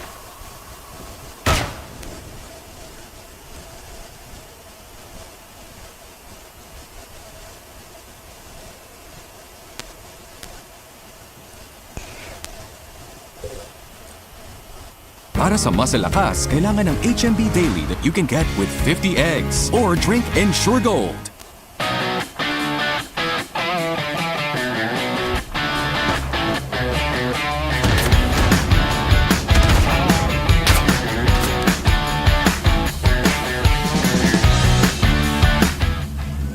What's good, y'all? Welcome back to Lit Fam. Now today, bro, we're gonna be reacting to this sort of trend that I've seen that's going on, and it's called Goo Goo Gaga Penguin, bro. Now, if you guys don't know, I actually recently made something on a different meme that's about Goo Goo Gaga on the gaming channel, so make sure you guys go subscribe there. We post it every single day. Now today, bro, we're gonna be reacting to this sort of trend that I see. What's good, y'all? Welcome back to Lit Fam. Now today. What were they talking about, We're gonna though? be reacting to this sort of trend that I've seen that's going on, and it's called Goo Goo Gaga Penguin, bro. Now, if you guys don't know, I actually recently made something on a different meme that's about Goo Goo Gaga on the gaming channel, so make sure you guys go subscribe there. We post it every single day, being super consistent, and you guys are making it go crazy over there. We just reached 200K not too long ago, so thank you guys for the endless support. I really appreciate you guys for that channel and this channel, of course. But as I was saying, the Goo Goo Gaga from that video was like a Santa rapper, you know what I'm saying, that was supposed to be scary or whatever, and this is another one that's, I don't know if this is considered a ripoff of the Goo Goo Gaga, but this is just a different one. It's a penguin. Supposedly it's really cute, so let's see. It's called The Cutest Moments That Will Warm Your Heart. All right, so this is posted as a compilation. I'm not sure if this is the original creator or not, but RIP Krill Girl 923 posted this video. So without further ado, make sure to grab your popcorn. Let's see. No, actually, I think this might be the original creator, this at right here. So yeah, chat, let me see. Let's see if this is 在 cute. 学校要乖乖的哦。 Oh,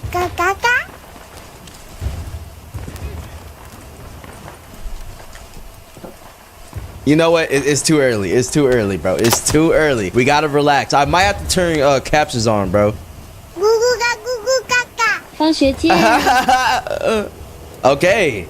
She grabs the cereal.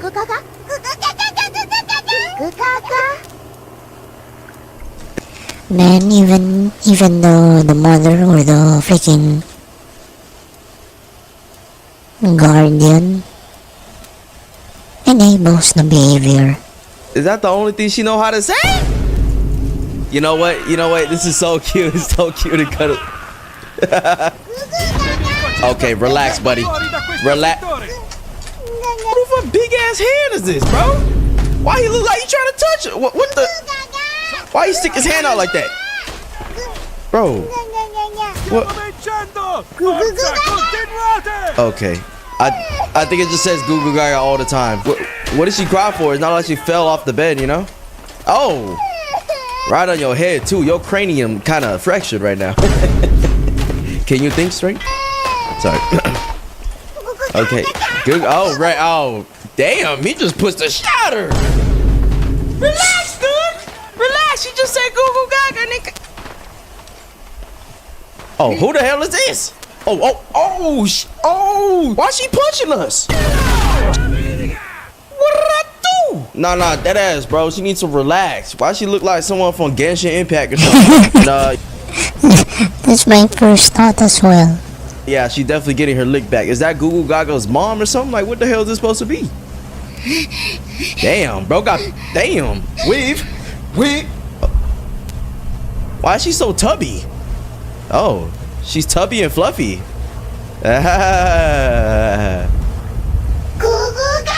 Goo Goo. Okay.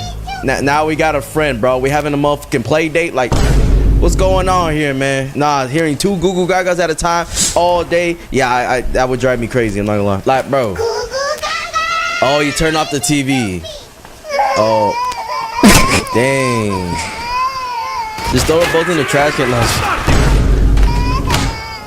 Oh, he actually threw him outside. Hey. Okay. Hey! Hey! Got some moves though. Okay, that was my favorite video so far, bro. She was just grooving with the beat.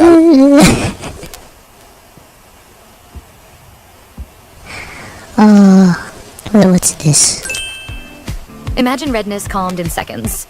Skin 1004 centellipads. Okay, so as you guys know, we've been covering Samako Saba's hiatus for quite a while now, and it seems like a lot of Man, I'm so jealous of those people. I'm just streaming here without getting paid.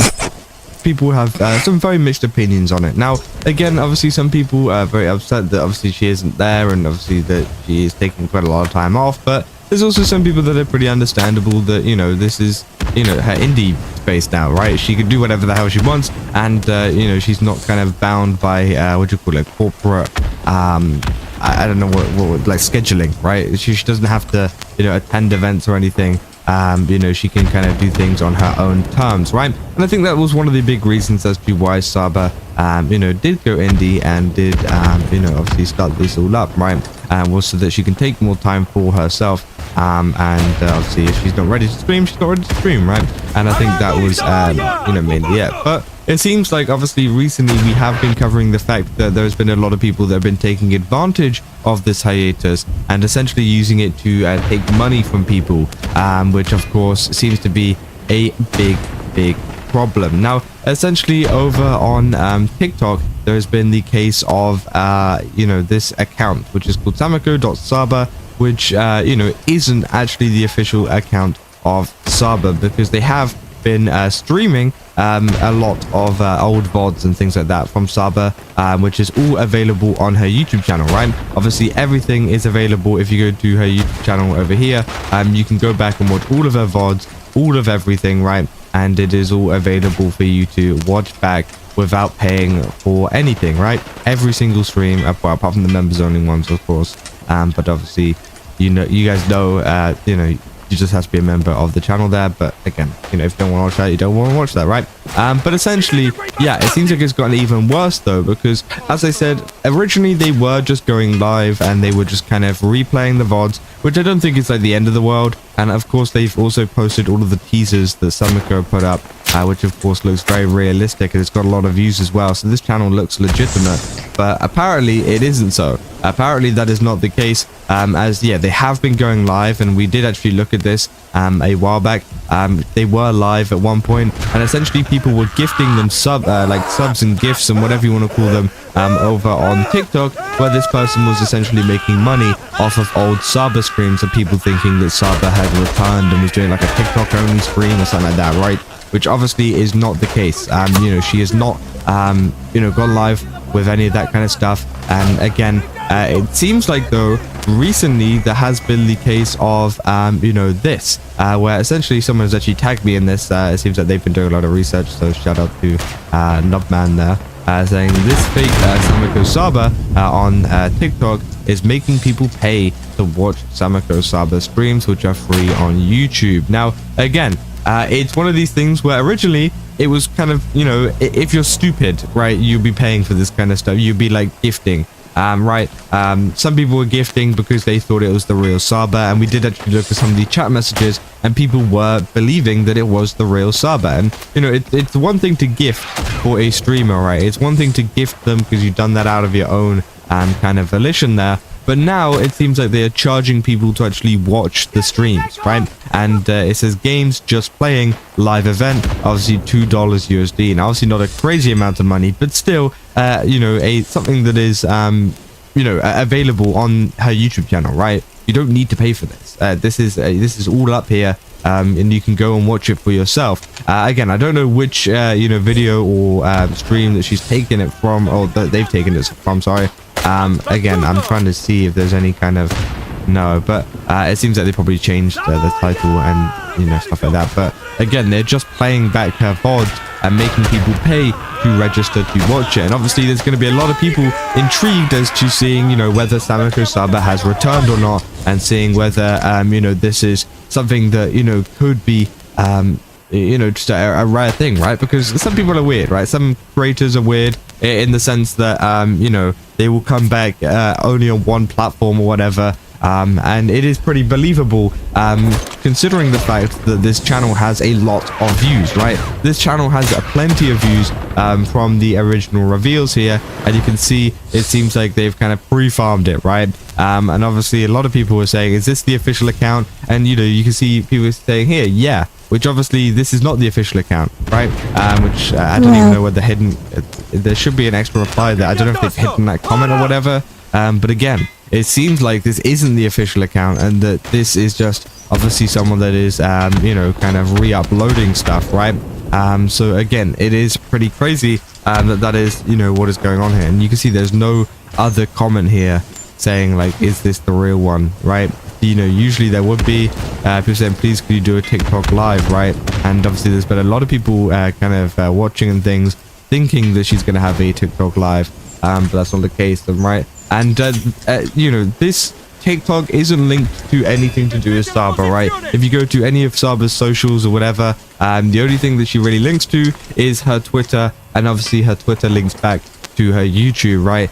That is essentially it. And any other kind of links are usually towards like merch sites and things like that, which she puts up as announcements on her Twitter page within the posts and everything like that, right? So again, it's not even like there's like a link for a actual TikTok. It seems like she doesn't really use TikTok at all, right? And I think it is fine for this user to go and post these reveals, right? But I think that's fine, right? They're making content. Well, I say they're making content. They're taking content and they're re-uploading it to a platform that, of course, maybe Saba wasn't going to reach at the time, which obviously does help her out as a fan account, right? But it is crossing the line whenever it is, making people pay to actually watch streams of her that are completely free on her channel. And if they are actually playing the members only streams that nobody can watch, that you can't watch for free on on her channel, A, you might as well just pay for the subscription on here, but B, maybe I should activate my Twitter. Maybe I should link it here. I mean, I do have Twitter, but I never use it because I don't want to get, I don't want to be woke. Stiamo perdendo questo settore! Avanti, dateci dentro! You guys know I'm already freaking detached. I'm freaking detached from reality. I'm just here to have a good time and to escape, real life.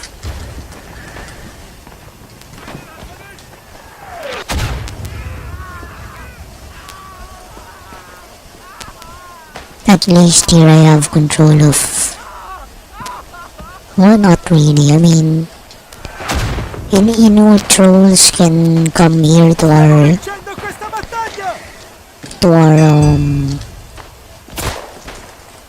chat and ruin things. But at least I have a lot of control over my stream.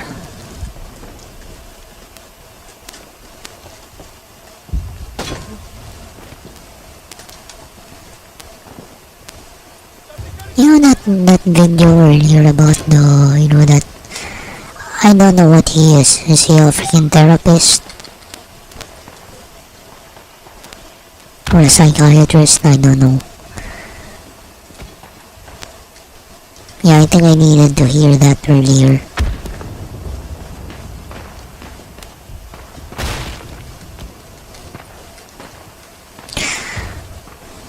I've been wanting to go out, but I don't have any money, so I just stay home.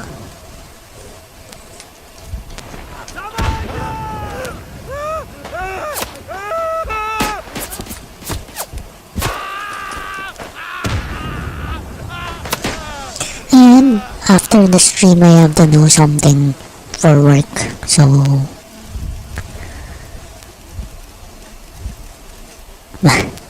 my schedule kinda sucks. Bastardi! Usano il gas! Il ruolo che trovo!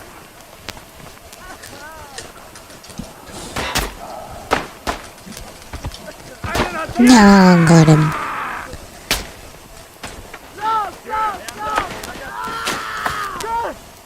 Incontrate le maschere!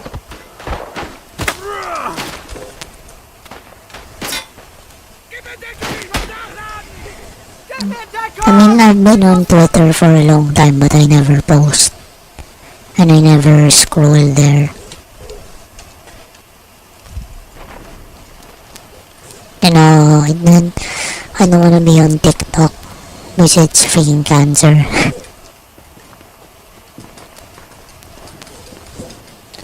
You know what I was talking about earlier, how I think Gungung Gaga is a freaking psyop.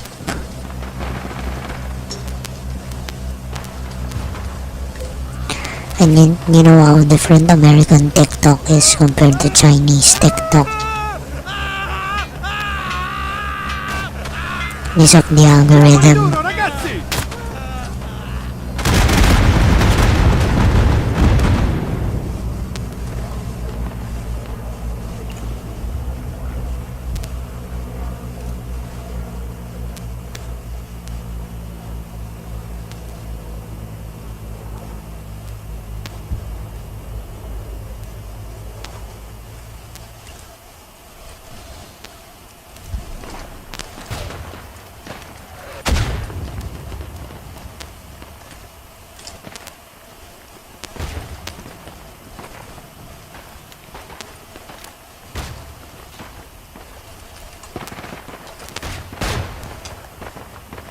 Uccidete quei bastardi!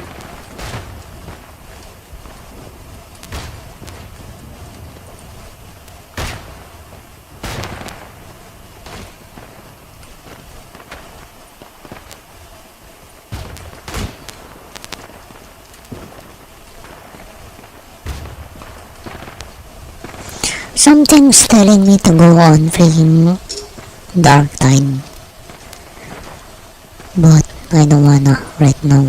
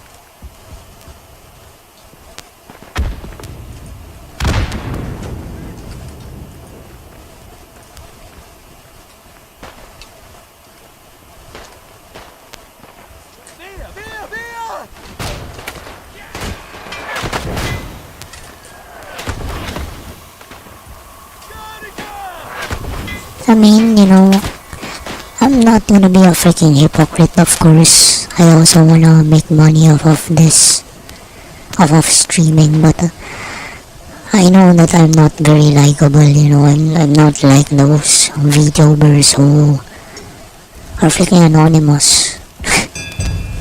I always say I don't have that magic.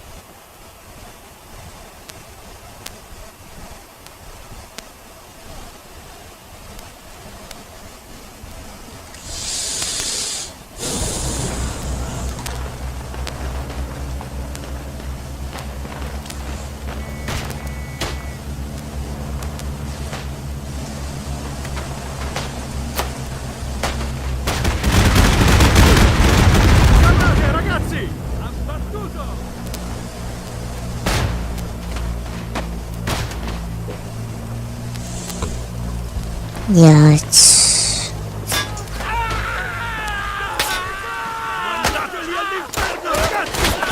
I really wonder what happened happened to Phil yan.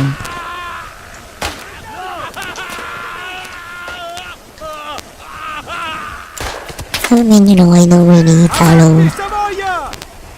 I never really follow her streams, but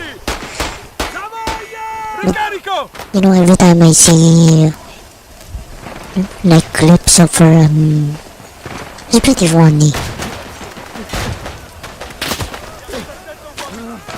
So now I'm curious.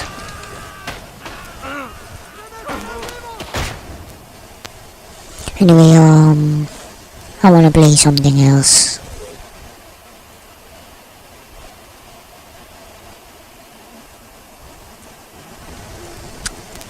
It's freaking update.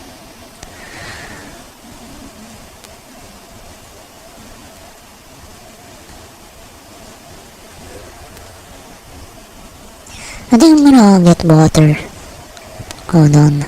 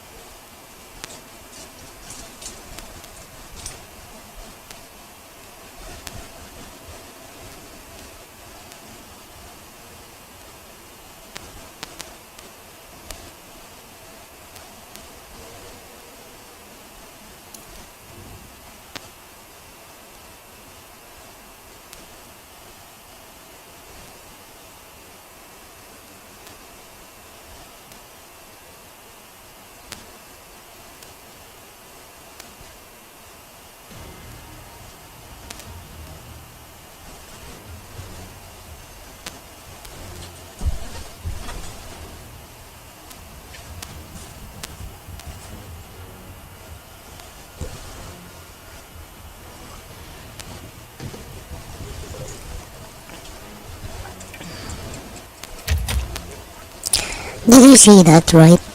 It just finished loading. I came back right on time.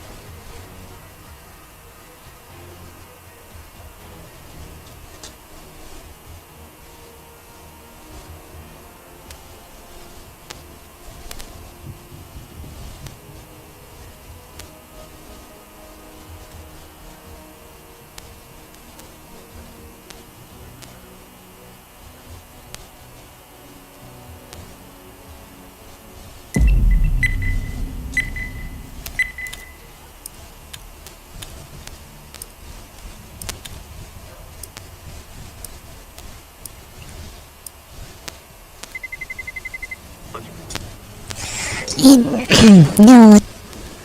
I think I learned today was, yeah, you know, I'm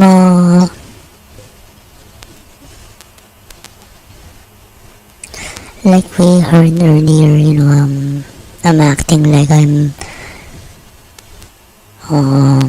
just a victim of my circumstances.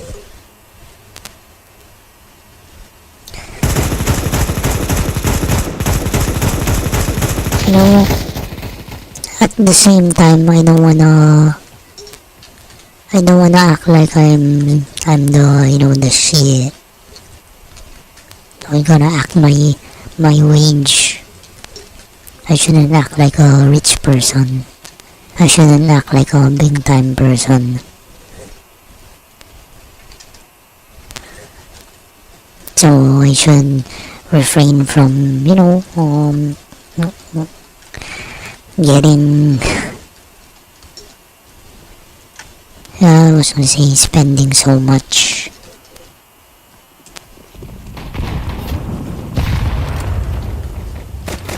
You know, for me that has I have my own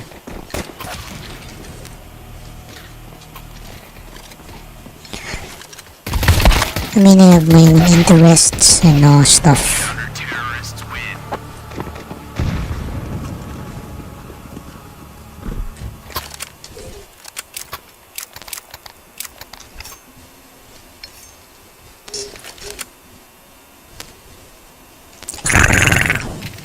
Meow meow.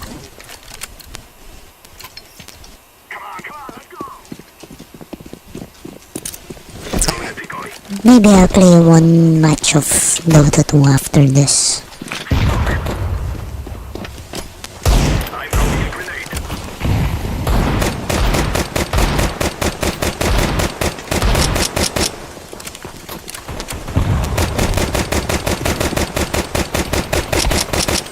Behind us.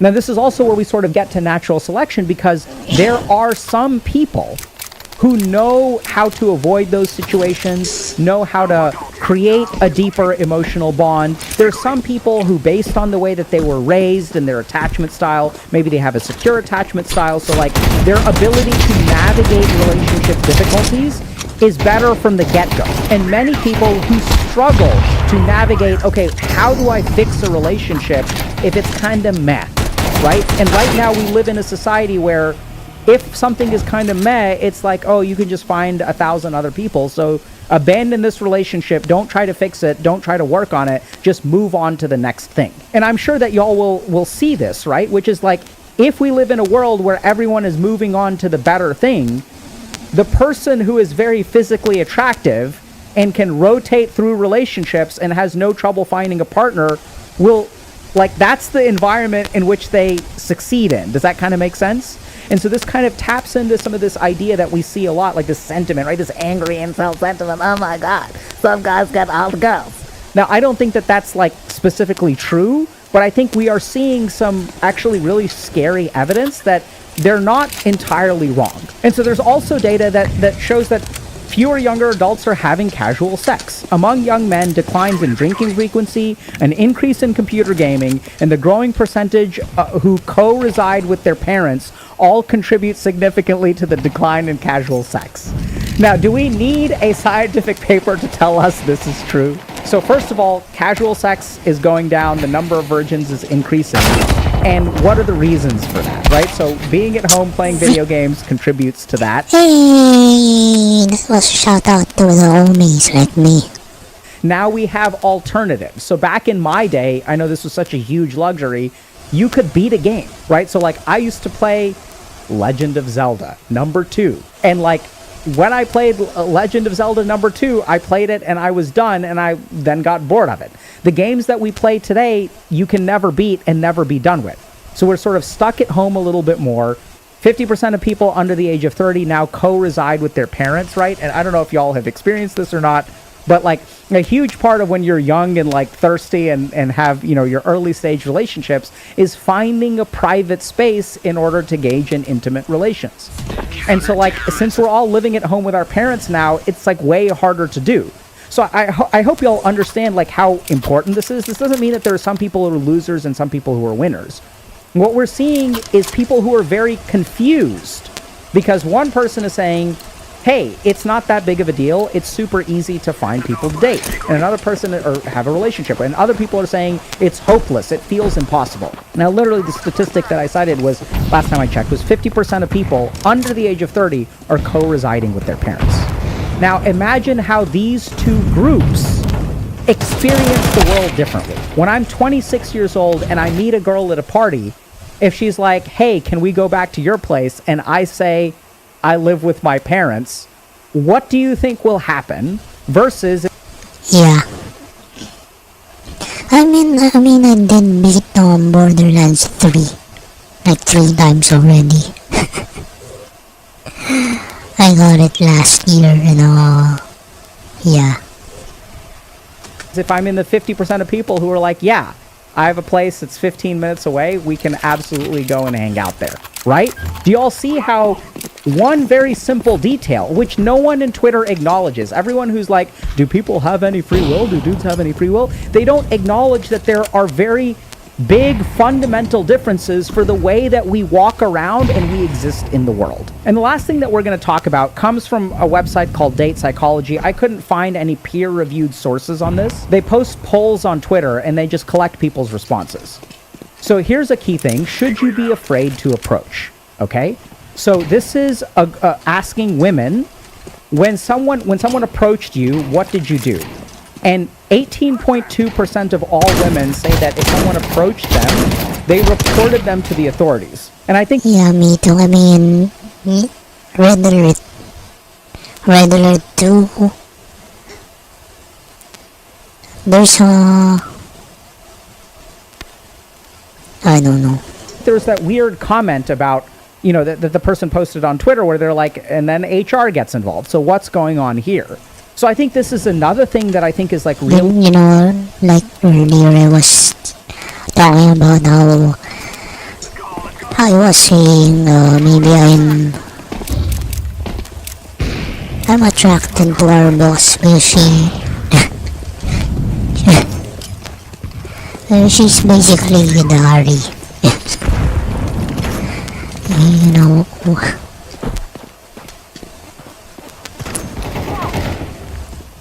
Yeah, I joked to my coworker, you know, the HR office is just across the hall from our room.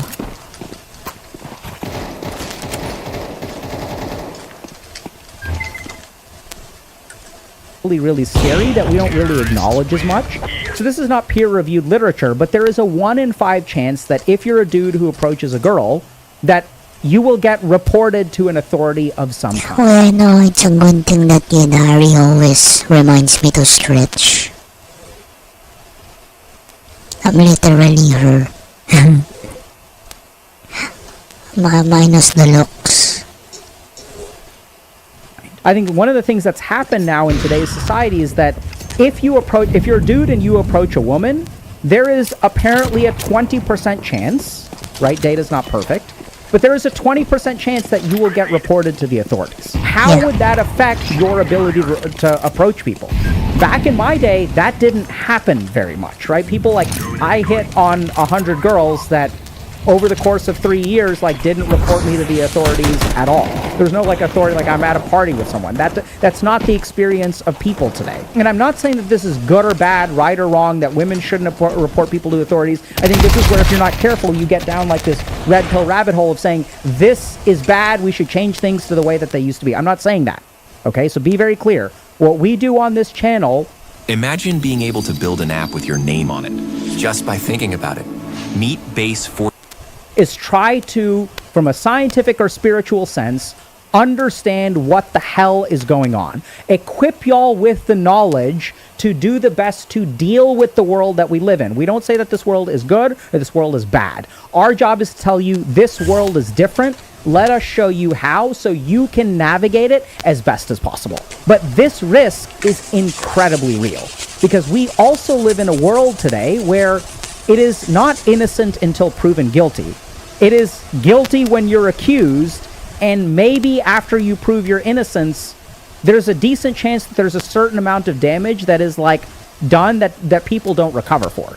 I've had plenty of patients, men and women both, that if they get accused of something in the workplace, that the reputational damage is so bad that even if they're cleared, people just treat them differently. People treat them differently from a psychological perspective, from a relationship perspective. Oftentimes they have to end up leaving the job or even the whole industry if it's a small industry. So this is what like makes it hard, right? So first of all, there's a higher risk today than I think there was 20 years ago, and we are all risk averse. Because when we have unstructured face-to-face time, our brain learns social interactions a little bit better, and we are more capable of taking risks. So the risks are actually harder or higher, and it is harder for us to actually take risks. Which if you're someone who's trying to date in the world today, man or woman, I think that you'll find that both of those statements are true. And that even if you're a woman on Tinder and you get a bunch of attention, you still have to be super safe because there are predators out there. We're all becoming more risk averse as a society. Now the question becomes, okay, if this is true, what do we do about it? So let me start off by saying this is not a answer, right? I don't think that what I'm about to say will fix all of your problems. I think it's way too complicated. But there are some evidence-based things that we know foster relationships in an organic way. So what I tried to do is I sort of looked at this and I noticed that, okay, unstructured face-to-face time is really what we're missing. We're losing our third spaces. People don't hang out anymore. So what I tried to ask myself is, what is the effect of unstructured FaceTime? Can we understand what that does? And can we duplicate it without just having a bunch of unstructured FaceTime? So that's what I'd love to share with y'all today. Okay? So the first thing is eye contact and affiliative signals. So this is going to sound kind of weird, but basically, one of the things that we learn when we hang out with people is this escalation of affiliative signals. The way this happens, if y'all have done this, and if you've never done this, we're going to lay it out for you, okay? So, when we go to a party, there's this series of affiliative signals, and what does that mean? So this sort of means okay, so if I go to a party and I look at a girl, right? Or so I see a girl that I like, I'm looking at her, and then she, looks at me, and then I look away. And then later, she's looking at me, and I look at her, and then she looks away. There's this whole dance that begins before I start asking someone out. This is what eye contact and affiliative signals are. If you look at the way that human beings interact with each other... Oh, I remember someone from two companies ago. Anyway. Anyways, I do think she's out of my league anyway.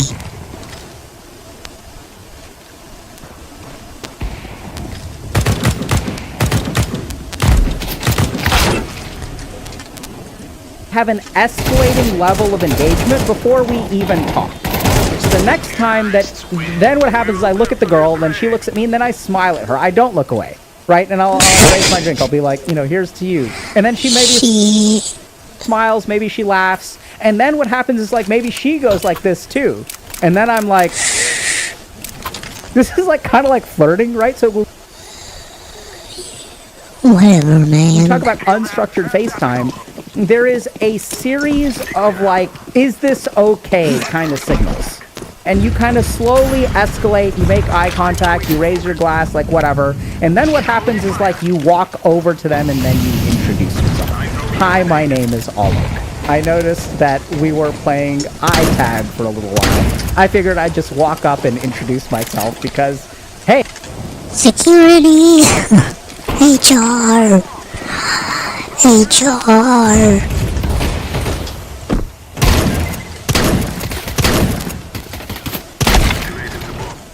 Hey, you're gorgeous. So like, does that kind of make sense? Like you kind of have this escalating thing, and I think that if you're trying to figure out who to ask out or who not to ask out, what I'll find when I work with my patients is that the ones that don't know how to do this basically strike out time and time and time again. Because then they mechanically go to one person, they're like, hello, my name is Alok, I enjoy this, this, and this, will you go on a date with me? I was told to shoot my shot, so here I am shooting my shot. I make my intentions clear and known, right? That doesn't work. So if y'all aren't doing this, this is a skill that you should practice. And I strongly recommend starting with people that you feel safe with. That doesn't have to be sexual, right? So like when I'm walking down the street, I will give dudes the bro nod. So even when I'm like at a coffee shop or something like that, I will like raise my cup in salute to a fellow man as like man pride. I see you, man, and I raise my cup. A salute to you for being a good human being. I also make small talk in elevators. So I think there are lots of ways that you can build this, but this is a core component. It is an empathic connection that begins and forms before you even talk to the person, okay? So you gotta play with affiliative signals. Second thing is we wanna ask people out where there is a safe environment. So if we look at what makes someone feel threatened, right? Because we don't wanna be part of that 20% that gets reported to HR. So that 20% usually makes people feel unsafe. So anytime you're trying to deal with someone in a romantic way, safety becomes incredibly important, okay? Unless they're traumatized by a fetish or whatever, okay? But basically, safety becomes important. So you want to be in a place that is well populated, well lit, where there is an easy chance of escape, and that things are not going to be awkward the next day, right? So awkwardness is going to be like some amount of not feeling safe. So generally speaking, this means that like if I can approach a girl at a party, let's say, this is... Yeah, I don't think I can afford to be in a retirement home when I grow up. When I grow old. It's a place where she's there once, I'm there once. The party doesn't happen every single week. It's a party that someone is throwing. So there's a lot of people around. Hopefully it's well lit, right? I don't want to like corner her like in a dark closet where nobody else is. I want to be in a place where there are lots of other people. In a place that if she decides she does not want to hang out with me, does not want to talk to me, she can escape very easily. She can lose herself in the crowd, and it is very easy to avoid me for the rest of the night. This is why we do not recommend that for the rest of the night or for the rest of your life. That's so funny to me.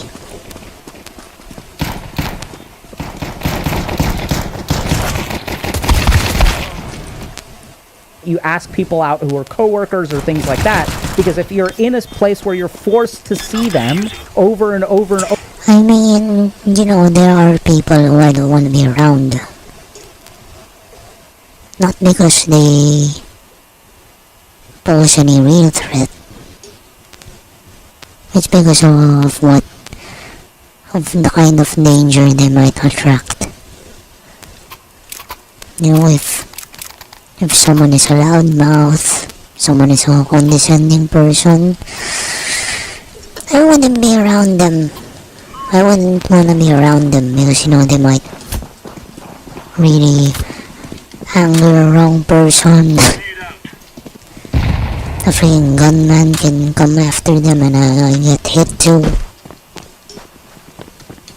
I don't even want to be around gunfire. Especially when I'm not wearing ear protection.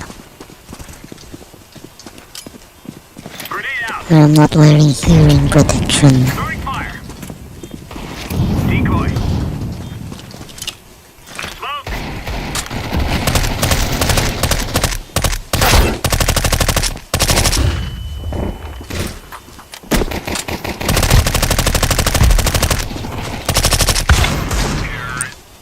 Over again, that can make things feel very awkward, maybe feel unsafe, and get you reported. So if you are in a class with someone or something like that, what I'd recommend, the way that I'd sort of would counsel people, right? Not that I'm recommending this, but if you want to ask someone out who you're in a class with, do it after the class is over or when the class is ending. Hey, I've loved to get to know you over the last 3 months. You know, I gotta say, I don't love calculus, but honestly, like, you being in the class makes it bearable. So thank you so much for making my class bearable. I would love to call you sometime, you know, and if not, like, no biggie, I will see you around. Good luck with the rest of your life. So you want to give people a chance to exit. That helps people feel safe.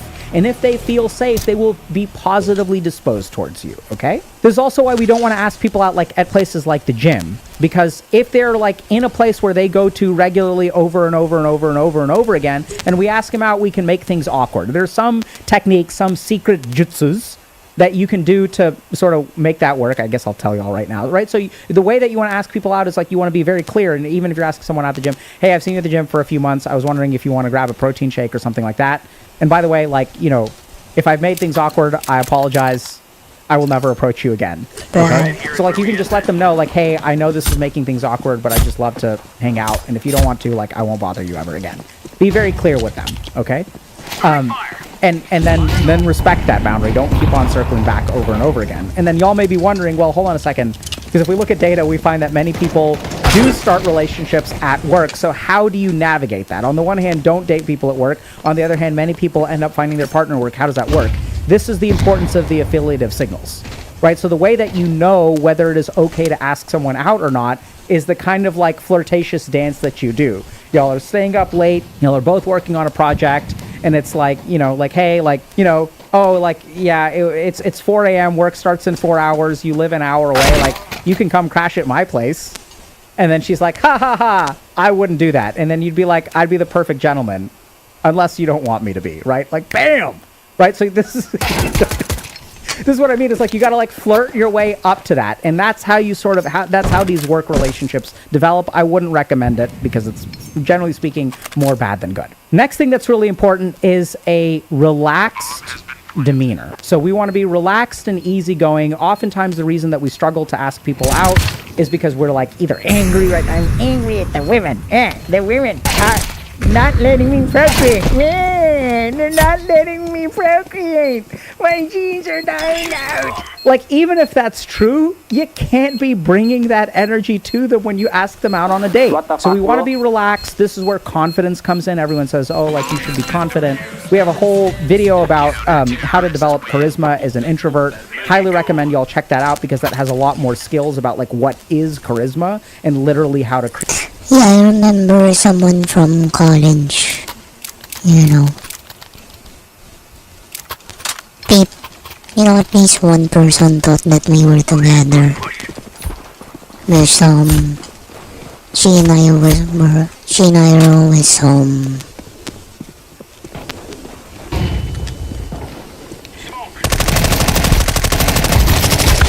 you know, we were in the same classes, and then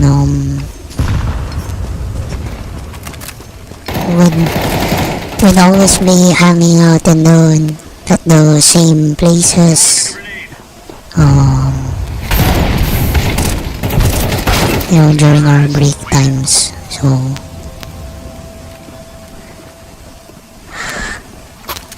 you know, she knows that I like her, and then I had an extra like a tablet bag or a small laptop bag. So what I did was I stitched her name on it. Yeah, I stitched her name on it and then gave it to her.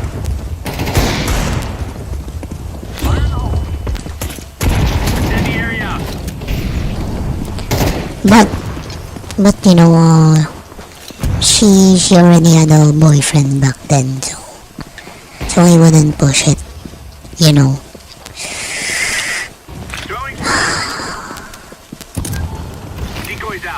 You know, I didn't really feel too bad. You know, I kinda saw it coming. You know, in my mind, someone like that wouldn't be single. So, whatever. When was that? 2012, 2013, 2014. So, no, not 2012. We didn't start hanging out back then. But you know, if she didn't have a boyfriend, then maybe I would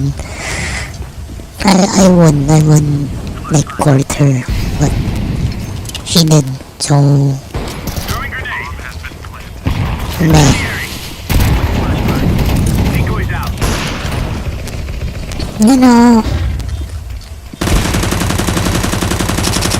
no, she's more of a cool kid. So yes, also way out of my league.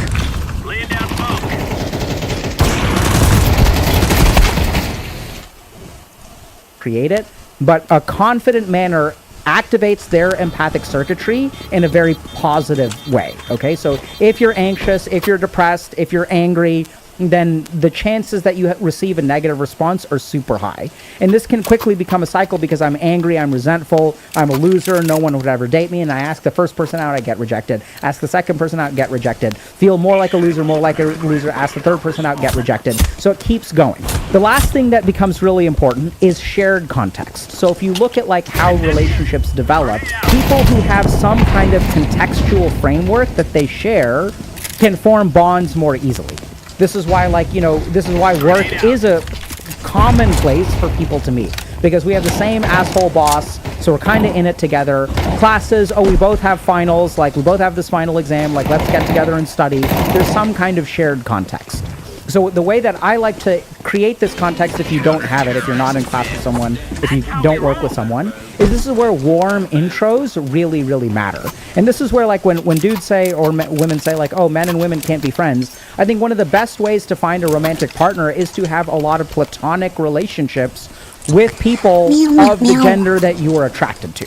And then what you want to do is kind of recruit them, right? So this is where, like, a warm introduction is really important for creating shared context. If I walk up to a girl who's never seen me before and say, hi, my name is Alok, there's all kinds of question marks in the air. Maybe we did the flirtation dance and the eye contact dance and the winking dance ahead of time. Maybe we didn't. But what's way easier is if I have a friend who introduces me to the girl that I'm interested in talking to and says, hey, this is my buddy Alok. He's a psychiatrist who streams on the internet. That in and of itself, do y'all see, like, for those of y'all that struggle to meet people, do you see, like, how much easier that makes things? I'm not saying it's easy at that point, but a warm introduction creates this sense of shared context. And we know from a research perspective that shared context facilitates bonds. Now, I'm not saying that these 4 things will be sufficient to solve this problem, because what we're dealing with is a mass extinction event happening in real time. At the same time, what is our job here? Because some people have said, oh, Dr. K should stay in his lane, he shouldn't talk about dating, which is like, fair enough. I'm a psychiatrist, I'm not a dating coach. But what I consider my lane and what we're trying to do here is equip y'all with an understanding of what the hell is going on so that you can better navigate it. This isn't going to fix all your problems, but it's definitely a start. Let's say I meet someone, I'm at a party. Yeah, yes, we can level up later. I'm working. Okay, can you turn down the air conditioner a little bit, Avi? Thank you. The result of me succeeding in walking up to girls and talking to them. Okay.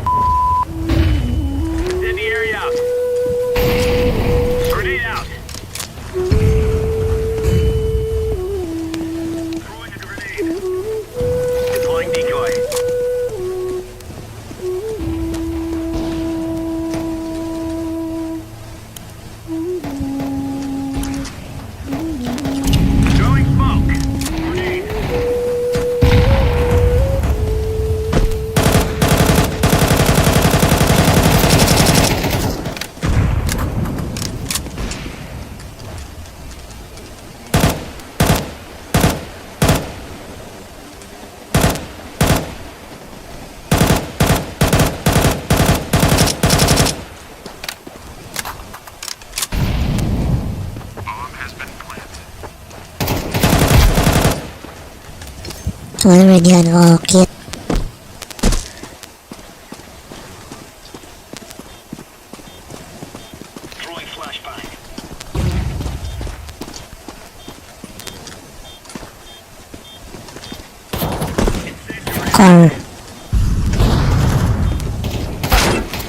Car and tunnel. Nice.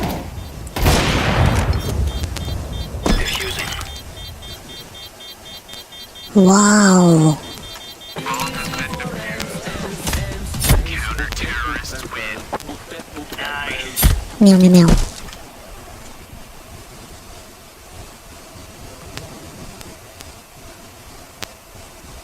What?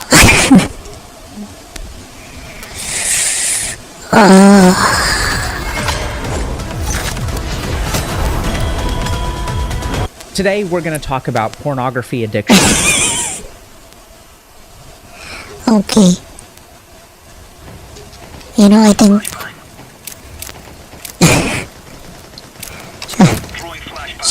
she might be watching though. I think my girlfriend.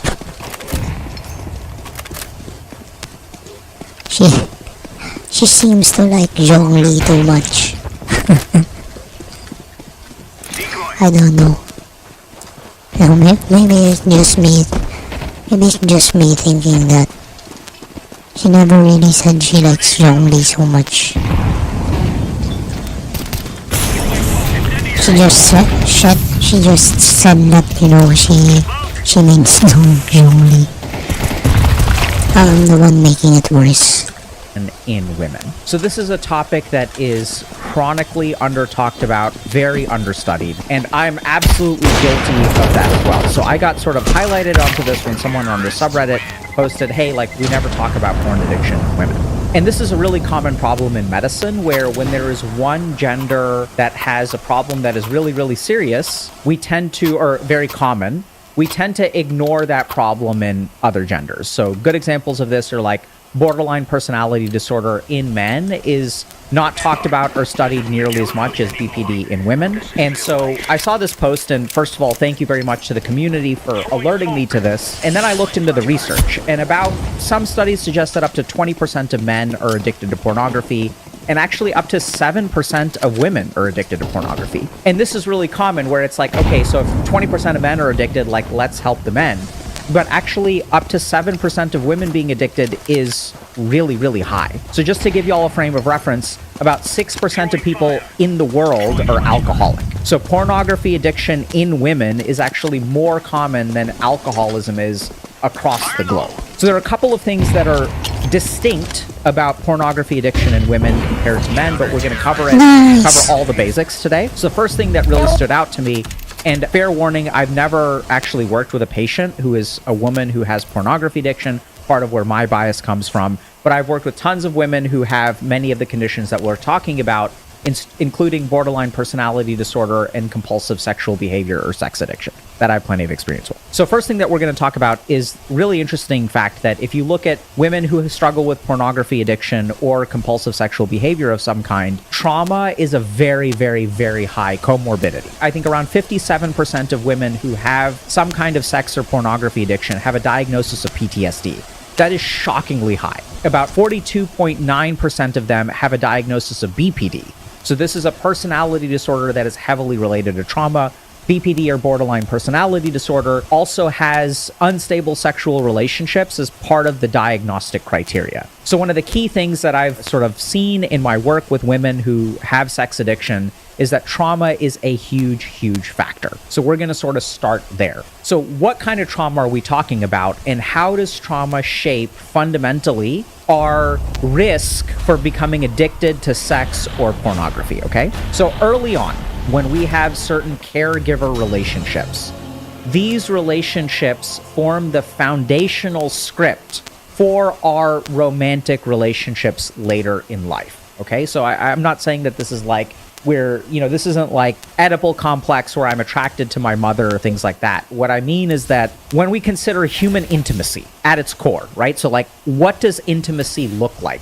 What does it look like to feel close and connected to someone? That fundamental attribute of connectedness, which is not even sexual. How does someone who is loving and caring and someone that I'm close with, someone that I love and they love me, right, on a fundamental level, what does that look like? So what we see in people who are addicted to pornography or sex is that these relationships early on are messed up in some way. So in some cases, there is frank abuse, physical abuse, sexual abuse. I think the fundamental thing is something that is contradictory, okay? So what really traumatizes and messes people up is when they have caregiver relationships or early important relationships that are contradictory in some way. So mom or dad loves me and physically abuses me. So that's a contradiction that really messes up our script for intimacy later in life. Mom or dad loves me but is sexually abusive. So that too really, really messes up our understanding of what a sexual relationship looks like, right? This is the way that we're being conditioned or programmed. But it doesn't have to be frank sexual or physical abuse or even emotional abuse. Sometimes it's neglect, where it's like, okay, we want this person's love, but we're not able to get it. So we engage in all kinds of behaviors. We develop an insecure attachment style. And there's a lot of work on how insecure attachment is a heavily, heavily, heavily important part of pornography addiction. Other examples of things that are not explicit abuse are seeing your father engage in affairs, seeing your mother bring home, random men because she's a prostitute. Like, I've seen all this stuff. It's represented in the literature. But the key thing to understand is that at the outset, 57% comorbidity for PTSD is insane in psychiatry. Generally speaking, the highest comorbidities that we tend to see are around like 30 to 40%. And that's like super, super high comorbid conditions. So the key thing here is that it seems like early relationship trauma of some kind heavily, heavily, heavily increases your risk for developing a later pornography addiction. And the main way that it does that is by messing up our script of what intimacy looks like. So as these women get older, their capacity to engage in relationships is impaired for many of them, unfortunately, okay? So now what we're going to do is sort of walk you through sort of the sequence of how a pornography addiction evolves, and we're going to cover a lot of other types of science, literature, psychiatry, and see how everything fits together, okay? So early on, there's you, and then you have caregiver relationships that are somehow impaired, right? So the first thing is that we end up with the idea that love is contradictory. So like love is like, yeah, this person does something really nice for me, but then also puts me in situations that are really, really, really uncomfortable. And so the key thing here is love is not all good. This is the key thing that really messes people up.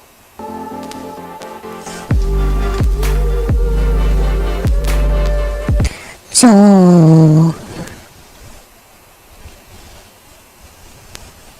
yeah. Seconds remaining. Well.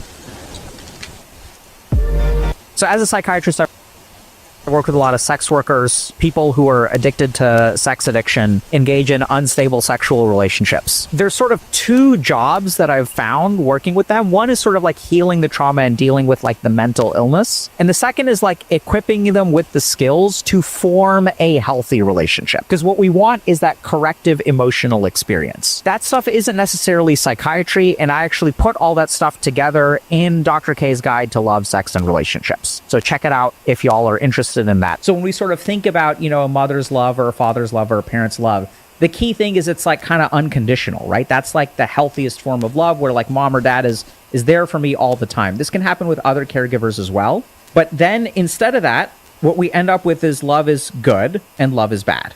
It's actually both of those things. And this becomes the script that we will follow later on. There's a ton of evidence to support this, just to give y'all a quick kind of aside. So good examples of this are like, when we're abused by our parents, the likelihood of being abused by our romantic partner skyrockets. And that's because we think it is normal in a loving relationship, even if intellectually we know that it's not normal. Other deeper conditioned parts of ourselves feel comfortable and safe and understand the script of an abusive or contradictory loving relationship. This is what I think is really interesting. I'm going to just talk about trauma for a second. So here's what's really fascinating to me as a psychiatrist. See, you can have an abusive relationship growing up. Sometimes that results in BPD. Sometimes that results in substance addiction.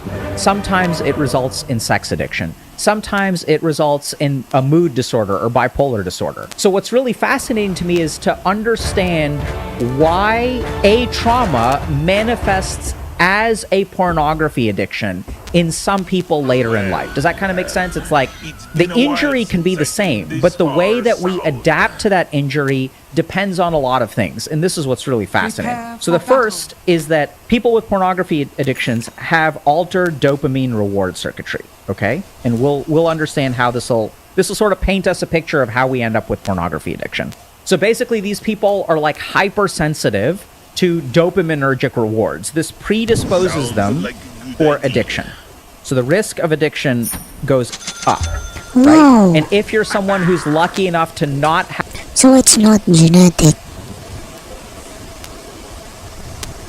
You know, if the parents or guardian can freaking hold back on the abusiveness, on the abuse.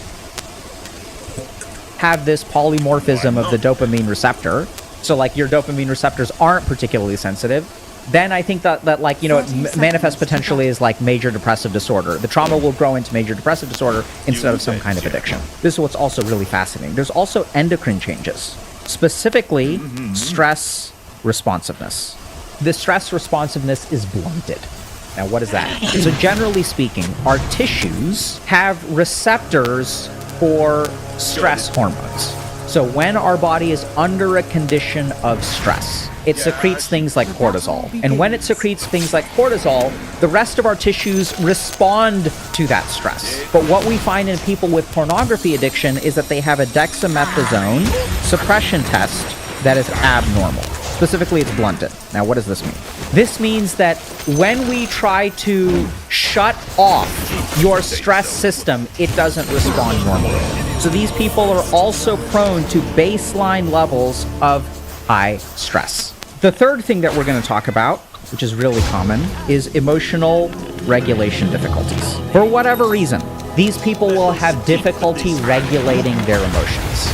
So when we go back to this idea of trauma early on, we know that insufficient emotional support, insufficient emotional mirroring is what results in difficulty with regulating our emotions later in life. So the way that this kind of works, okay, just big picture, is when I feel upset as a child, when my parent comes to me and expresses an exaggerated emotion. So if I fall down and I get a boo-boo and my mom runs over and goes, "Oh my God, what the baby got a boo-boo?"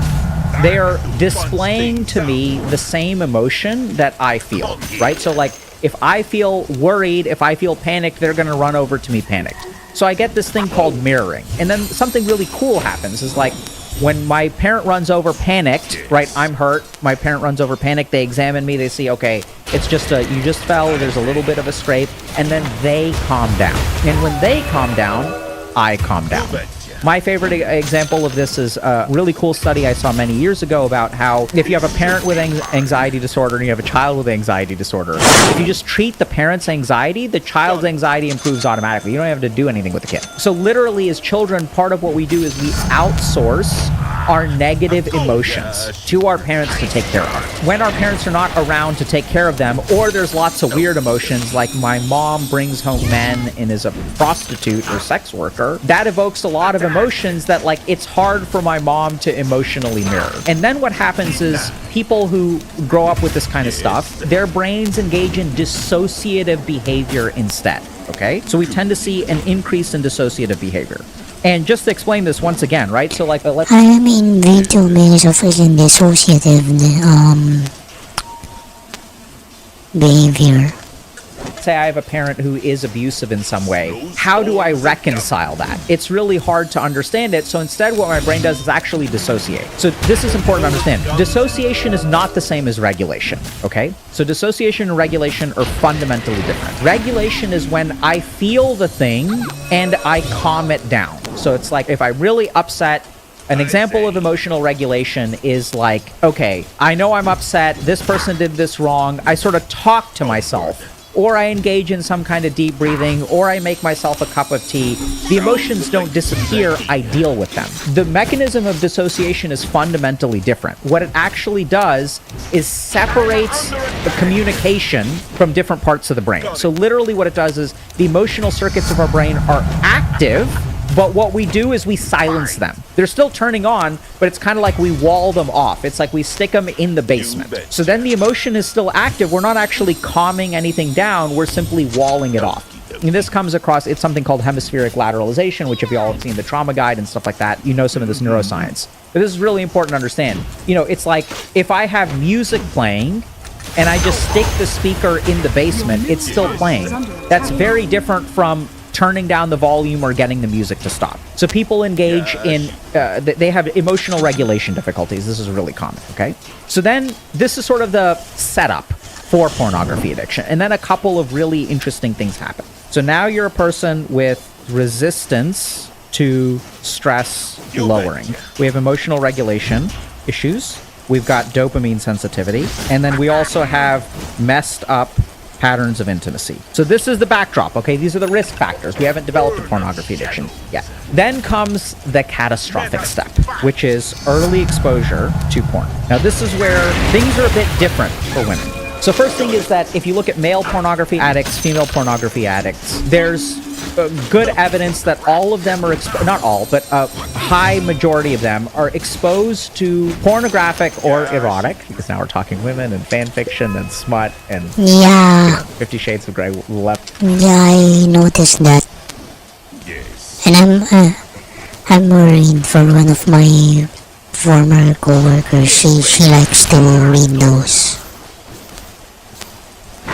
That's the only thing she reads.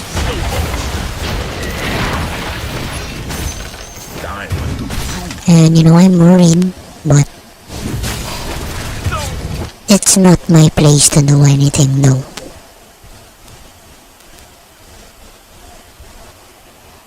The funny thing is, we worked at the same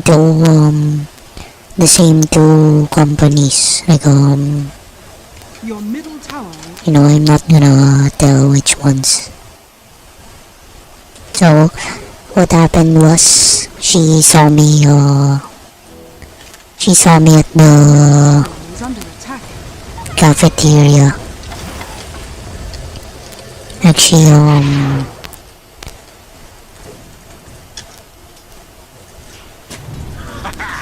yeah. You know, the last thing I told her was, you know, she was gonna do very well. If you say so. Because based on her company, that one is pretty good. It's pretty good to us as employees, and she was an achiever. She was a top performer at our last one. So I didn't really have to tell her that, but I just felt like I wanted to. Why not? I mean, I knew that I was leaving anyway. And apart from her, there was another person.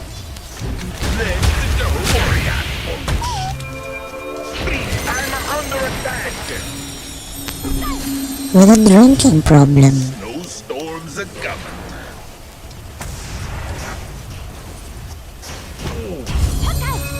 The North comes with me.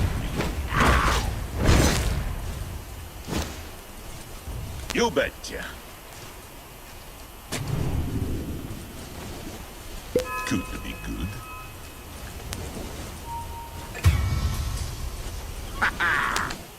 Scale. We're gonna get to all of it, okay? Because women are different. But they're exposed to some kind of sexual material early on. So we're talking 10 years old, 11 years old. Many of them are exposed between 10 and 14, okay? And so then what happens, like something weird happens. So this is oftentimes pre-puberty. So there's a great quote about this, about how when you get exposed to sexual activity before puberty, let alone after puberty, it's kind of like you're a ship at sea without a rudder, right? So like imagine you're like a 9-year-old and like you've never seen sex before and you've interacted with humans for like 9 years. There's hugs, there's kisses. Anyway. Ready for another round. Yeah, it's not my place to do anything about it.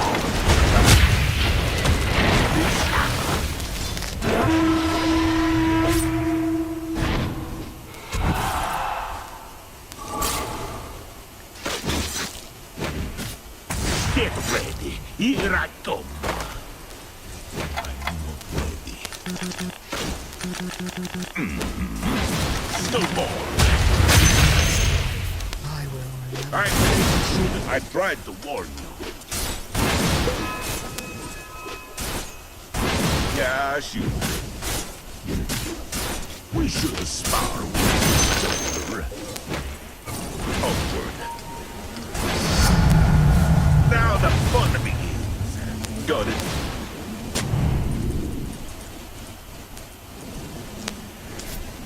Alley-oop. Let us fight.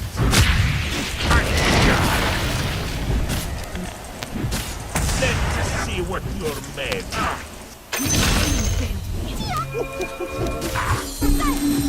Yeah.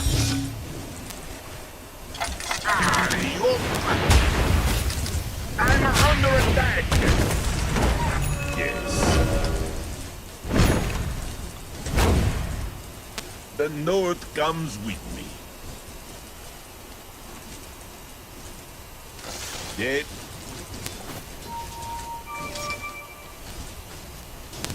Sounds like a good idea.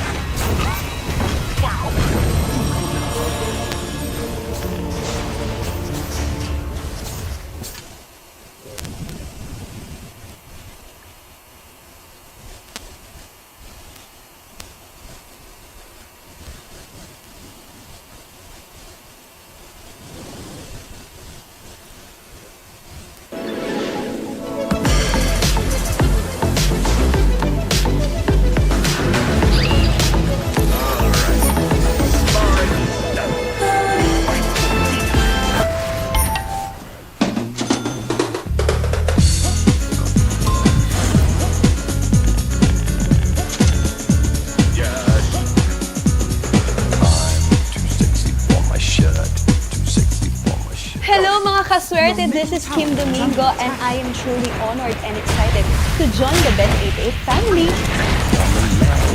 Oh no, that's gambling. I can't wait to give you the latest offerings of Bet 88, plus bigger bonuses, rewards. At first glance, it's a normal scene. A 90s dad with 90s glasses strolls up to a food van and comes away with a beef burger. He holds it out to a small child in a summer dress, inviting her to take a bite. She leans in, hesitates, pulls away. It's too hot, her dad laughs to the surrounding crowd. Among them are several journalists. Footage of the event will make the evening news, but there's something very wrong with this picture, and if you grew up in the 1990s, you'll probably know what it is. The whole thing was for show, a politician's stunt to prove that there was nothing to fear from British beef. The man is John Gummer, the Minister of Agriculture. The girl is his 4-year-old daughter, Cordelia. His message is clear.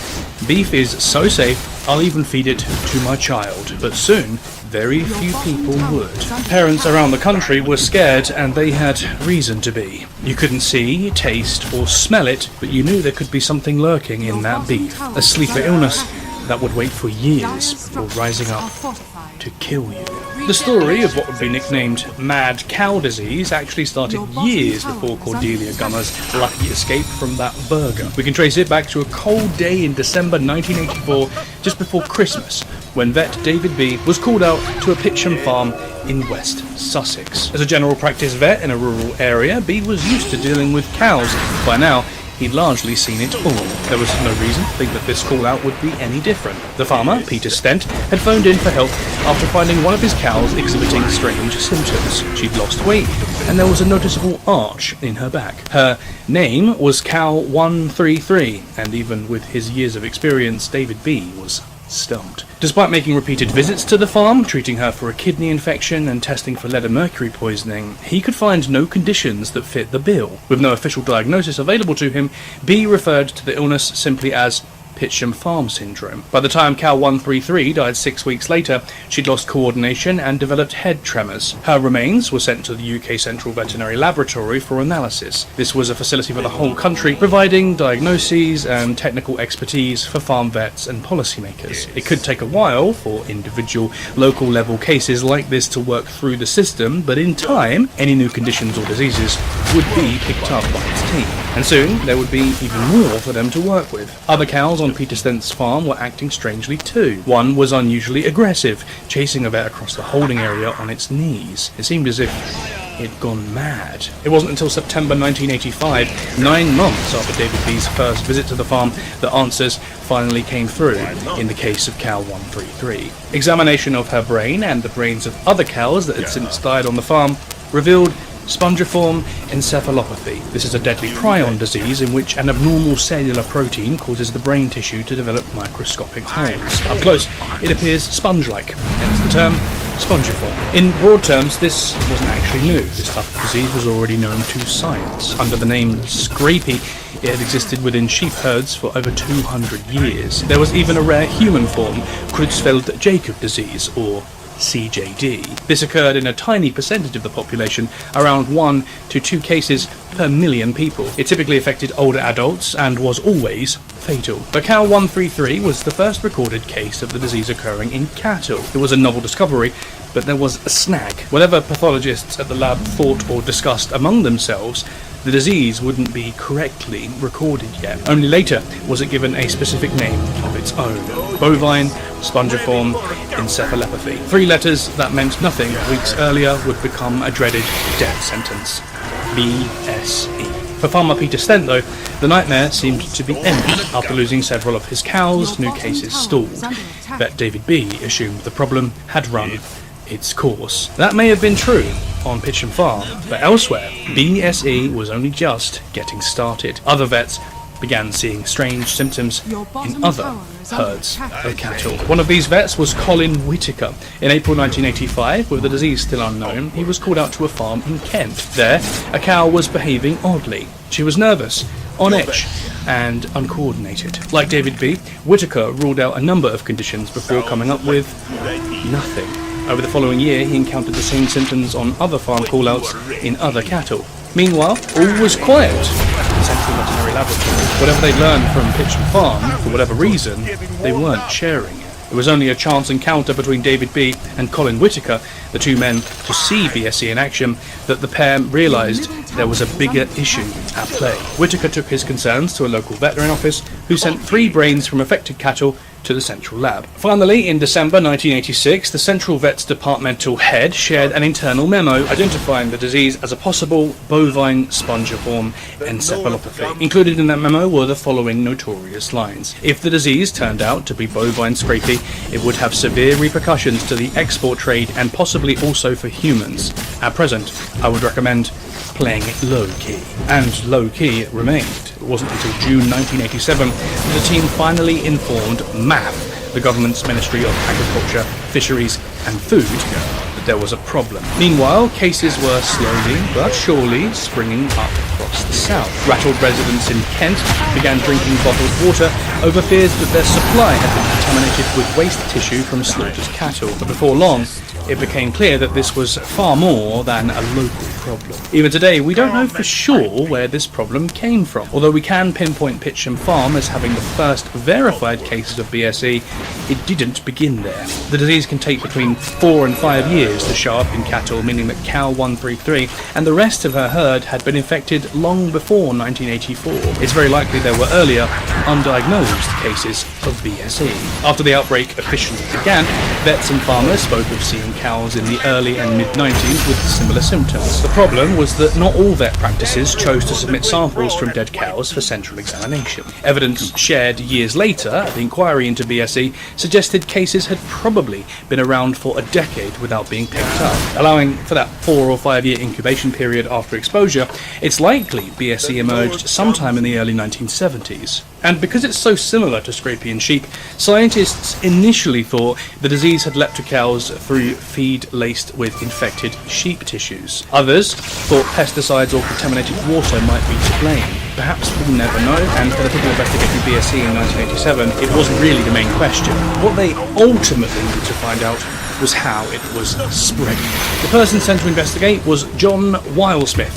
He was head of the Central Veterinary Laboratory's Epidemiology Department, and at this time, in May 1987, this was a tiny department. Wilesmith was the only qualified epidemiologist there. His job was to research the patterns, causes and effects of different diseases in animal populations and to understand how they spread. If anyone could track down the root cause of BSE, it would be him.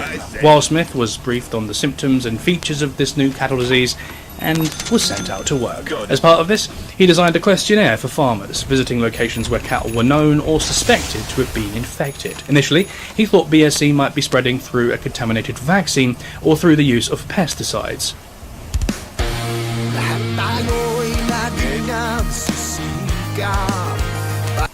It took time to explore options, but all the while cases were growing. By December 1987, Wilesmith reported that 132 had now been confirmed, along with a further 370 suspected cases. This meant that over 200 farms were affected across the UK. The much needed answers weren't coming fast enough, but finally, as 1987 drew to a close, Wilesmith felt confident he'd cracked it. The one common factor in every recorded case was commercial feed, specifically meat and bone meal, a protein-rich powder made from ground and dried animal tissues. This usually came from cattle carcasses, but could also include other animals like sheep, potentially sheep infected with scrapie. This slightly grim form of zero-waste recycling had been around for decades. It became an increasingly common practice after the Second World War, as Britain sought a focus on greater meat and milk production. Although cows are born herbivores, feeding cattle to cattle was known to increase yields. However, unwittingly, they'd been turned into cannibals. Now, it seemed, nature was biting back. This form of animal feed wasn't universally embraced, though. Back in the 1970s, concerns were raised within MAF that the practice could spread infectious diseases to animals. But even then, nobody imagined the level of danger involved. By the 1980s, farmers had been using meat and bone meal for half a century with no major issues. The sheer deadliness of BSE took everyone by surprise. As the bells rang in 1988, Wilesmith had a hypothesis to test. He believed it was the feed at fault, but he needed more precious months to prove it. Earlier in the year, a civil servant in the Ministry of Agriculture observed, "We do not know where this disease came from, we do not know how it spread, and we do not know whether it can be passed to humans." The last point seems to me the most worrying aspect of the problem. There is no evidence that people can be infected, but we cannot say there is no risk. Still, suspicions about infected feed were being kept confidential. It was only in May 1988 that Wilesmith was able to say, as certainly as he could, that the agent at play in spreading BSE was the meat and bone meal. But more delays and slowing response to what was a growing crisis. Cows were still being infected, but there was no real urgency when it came to protecting human health.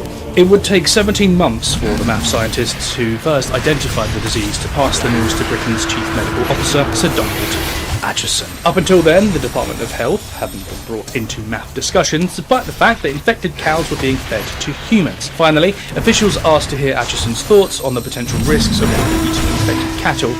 He was worried and acted fast. At his request, a working party was set up to find out more. This group was headed by Sir Richard Southwood, a professor of zoology at Oxford University. The Southwood Party began its investigations, but in the meantime, it was obvious that steps needed to be taken to slow down the spread of the disease. In July 1988, feed containing meat and bone meal was banned. A second interim measure was the compulsory slaughter of cattle with suspected BSE. In this case, both their milk and carcasses would not be allowed into the food chain. Both decisions were good, but looking back on them today, it's easy to see issues that weren't widely known about at the time. For a start, although contaminated feed had been identified as the root cause, the ban on its use wasn't immediate. Instead, farmers were given a 5-week grace period to use up their stocks, potentially infecting thousands more cows across the country. This laissez-faire rollout of the ban underplayed its importance. It seemed like a simple change in regulations. When the 5 weeks were up, farmers with feed left over continued to use it unrequired. People also failed to appreciate how little meat and bone meal was needed for infection. A cow could develop BSE after eating infected tissue the size of a single peppercorn. On some farms where animal feed was mixed on site, farmers used the same machines to create their pig, poultry and cattle cattle feed. This meant that infectious tissues going into food for pigs and chickens would then cross-contaminate the cattle feed in small amounts. So even when the BSE was seemingly eradicated from the animal food chain, cows were still being infected. Another issue was the compensation paid for lost cattle. Any cows with suspected BSE legally had to be slaughtered and incinerated, and under the Animal Health Act of 1981, this meant the farmers were entitled to compensation. In response to this, the chairman of the National Farmers Union, representing the farming community, asked the government to consider paying a lower rate of compensation for cows proven to be infected, but 100% of value if a cow was later found to have been perfectly healthy. In this instance, a farmer would essentially have slaughtered a valuable animal unnecessarily. What followed was a lot of ministerial back and forth as different departments debated who should be the ones to foot the bill. Much of this centred on whether this was a case of animal health, public health, or public morale. And because nobody really knew how big BSE might get yet, ministers couldn't know for sure how much money they were signing themselves up for. Eventually, it was settled that farmers could expect to receive compensation at 50% of the market value of the cattle. At this time, future Prime Minister John Major was working as Chief Secretary to the Treasury, and in a letter approving the compensation scheme, he wrote, "My agreement to this course is due to the need to protect human health from the risk of this disease, not animal health." With the framework in place, if a farmer or vet suspected that a cow had BSE, they had to report it. A veterinary officer would then come to inspect the animal. If it were found to be infected or even suspected of infection, they would be given the ominous-sounding Form C, a notice of intention to slaughter. This required the animal be killed and the entitled owner be given compensation. Serving Form C was a big decision, and veterinary officers might visit a cow several times before finally deciding to pull the trigger. This lengthy process, resulting in only 50% of an infected cow's value in compensation, led to fears. Desperate farmers might be quietly sending suspect cows for slaughter rather than reporting them, and from there, they can enter the food chain undetected. In February of 1989, the Southwood Working Party shared the results of its investigation into the human implications of BSE with the House of Commons. They couldn't be sure, but the party concluded that there was a very little risk to people, stating that the risk of transmission of BSE to humans appears remote, and it is therefore most unlikely that BSE will have any implications for human health. Alright, bye bye. Thanks for coming. See ya. From present evidence, it's likely that cattle will prove to be a dead-end host to the disease agent. Despite this, they included a brief request that doctors and pathologists be on the lookout for any increase in cases of Creutzfeldt-Jakob disease. The outward face of the government was unruffled. Based on what they knew of spray-peating sheep, there was little cause for concern. In all the years that humans and sheep had coexisted, the disease had never leapt the barrier to infect people. But behind closed doors, some scientists were less convinced. They knew that it was possible for prion diseases to cross into humans, but by collective agreement, they mostly towed the party line. The danger was that any reassurances were based on nothing more than an assumption. If Scrapie wasn't dangerous to humans, and BSE could be assumed to be a variant of Scrapie, then they could also assume that BSE wasn't dangerous to humans, and as we'll hear, making that assumption was a big risk, and it was wrong. Asked later if he ever worried about the disease making that leap, even John Wildsmith answered, always. As a precaution, in June 1989, the types of specified bovine offal considered most likely to be infectious were banned from use in human food. This included a cow's brain, spinal cord, and spleen. Up until now, coverage of BSE have been pretty much confined to farming and veterinary publications. If they were aware of it, the general public wasn't massively worried. But with changes being made to the human food chain, public awareness began to rise. The press ramped up reporting of the so-called mad cow disease. British society was a long way off the mass panic we'd see later, but an element of unease was definitely creeping in, and this showed up in figures around buying value. Scientist Dr. Trevor Young conducted a survey into beef consumption at the time. Its sale was relatively constant up until the end of the 1980s. As awareness of BSE grew, there was a substantial fall in people eating beef. At the same time, sales of meat substitutes like tofu and corn soared. It's likely that even more people would have followed suit if they'd known what was actually in their beef burgers. Because yes, all those tasty bits of offal that nobody ever wanted to eat had been outlawed, but they were still making their way into food. The culprit was mechanically recovered meat, which was every bit as gruesome as it sounds. Mechanically recovered meat, known as MRM, is essentially a byproduct of the conventional meat industry. After everything we'd recognised as food had been stripped off of an animal's carcass, the residue, all those scraps left behind, along with things like the spinal cord, were pressure blasted away from the bones. The result was a sort of meaty slurry. This was then used to bulk out meat products like burgers, sausages, and pies. There was even concern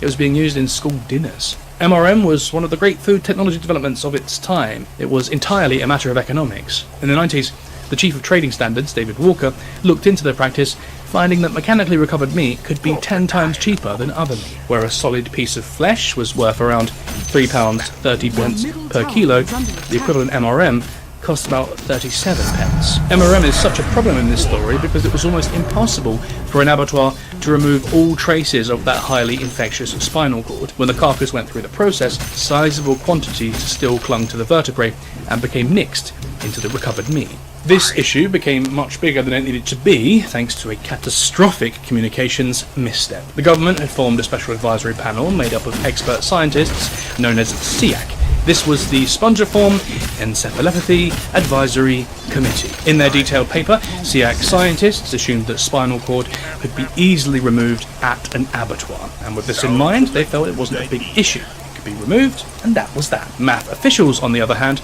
took SEAC's attitude to mean that spinal cord wasn't a priority full stop, and that any stubborn tissues clinging on could be safely incorporated. Small amounts would probably be fine. Whatever the cause, bovine offal remained on the menu, and these parts of the cow were exactly where BSE liked to live, right where its prion proteins multiplied. But while everyone was distracted looking at the risks of cows and humans, BSE was about to make its first strike into British homes in a way that nobody could have expected. In May 1990, a pet Siamese cat was found to be suffering from a scrapie-like Spongiform Encephalopathy. With everyone being told that BSE was confined only to cows, it was an alarming development. If a cat could be infected, where else might the disease travel? What other barriers could it cross? By this time, quite a few major pet food brands had stopped using bovine offal voluntarily. After the first cat case emerged, Richard Packer, who was permanent secretary at MAF, went to see pet food manufacturers for himself. He found that their standards were higher than those held for human food. Tissues that had been eliminated from cat and dog food were still going into human food. And we've reached a truly bizarre moment in history where you'd be safer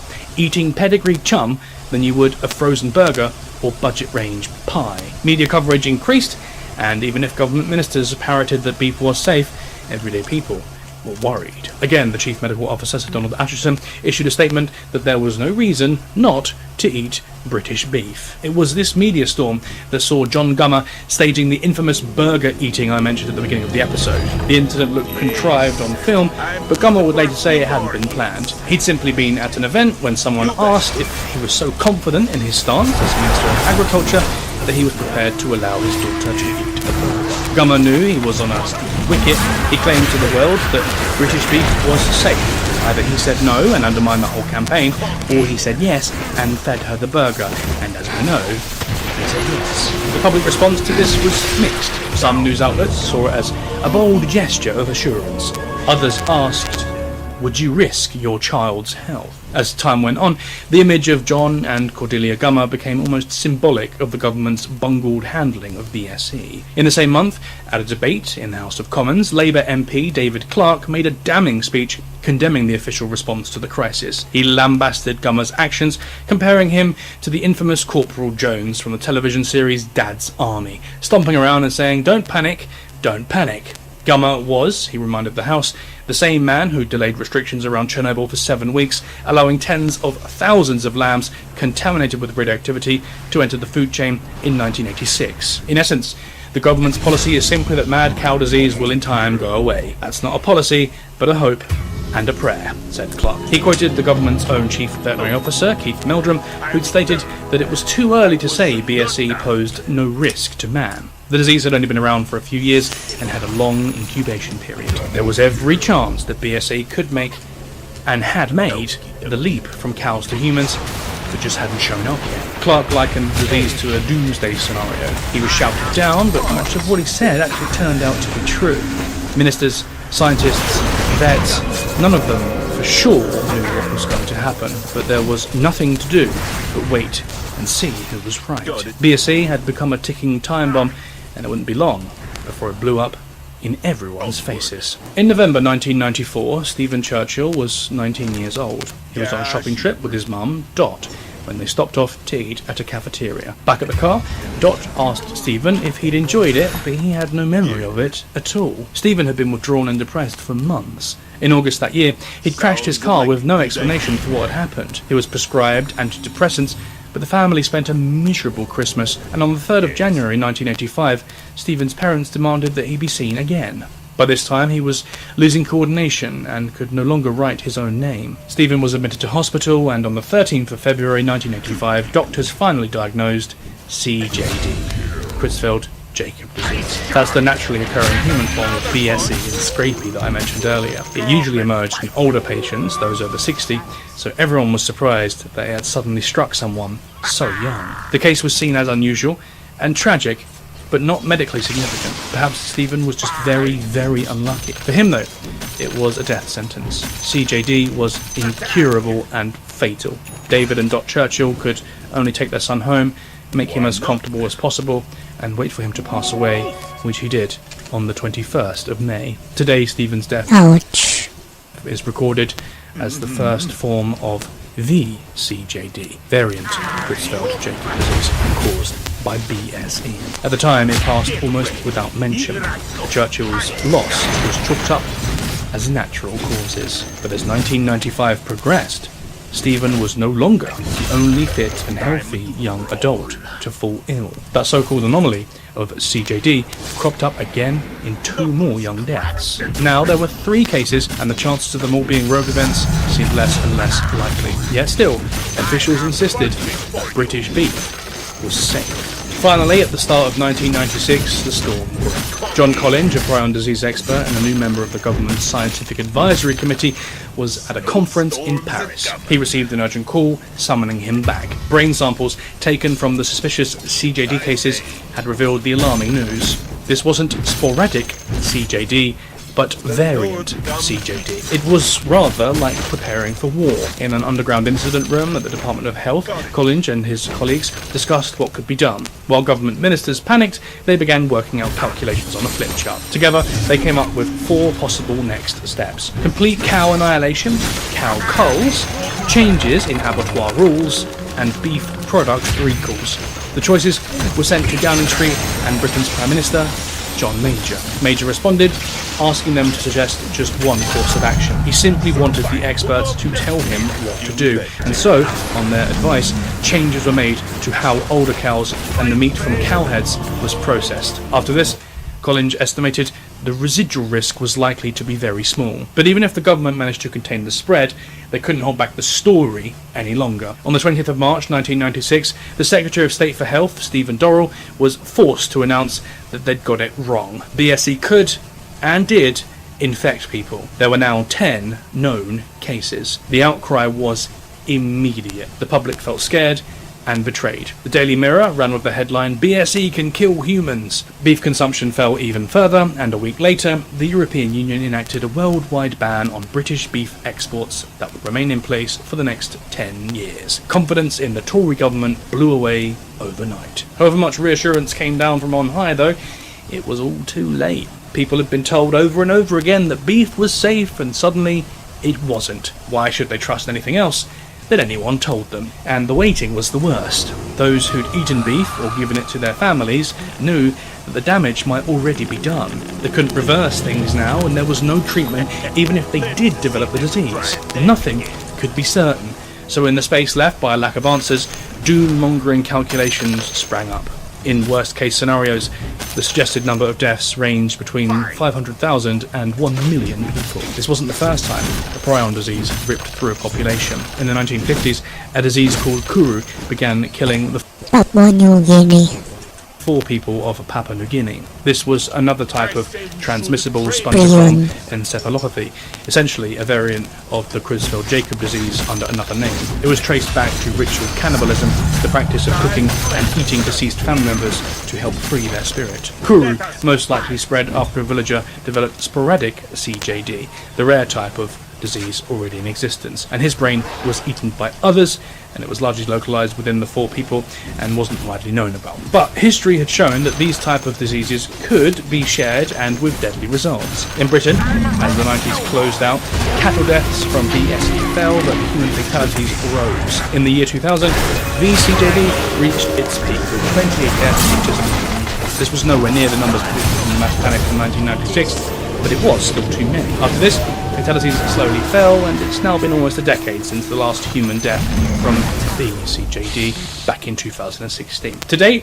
178 deaths have been attributed to VCJD, around 180,000 cows were affected, and over 4.4 million slaughtered to control the outbreak. These are devastating numbers, and in the midst of the chaos, people wanted someone to blame. They wanted to know how it could have been allowed to happen. In 1997, Labour swept aside the Conservatives in post-war history's biggest landslide. One of its first actions was to call an inquiry into the BSE scandal led by Lord Phillips. A year was set aside for investigations.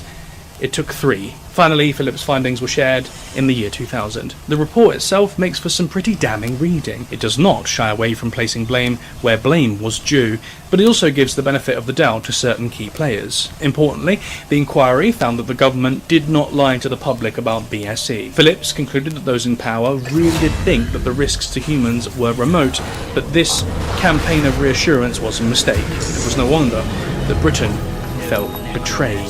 If you ask most people now, they'll say that BSE is a thing of the past, an unpleasant chapter of history that we're all very happy to close. The families of those affected still grieve and still search for answers. It will never be over for them, but the rest of us forget. For many, British beef is back on the menu. Burgers, steaks and pies have become everyday meals again.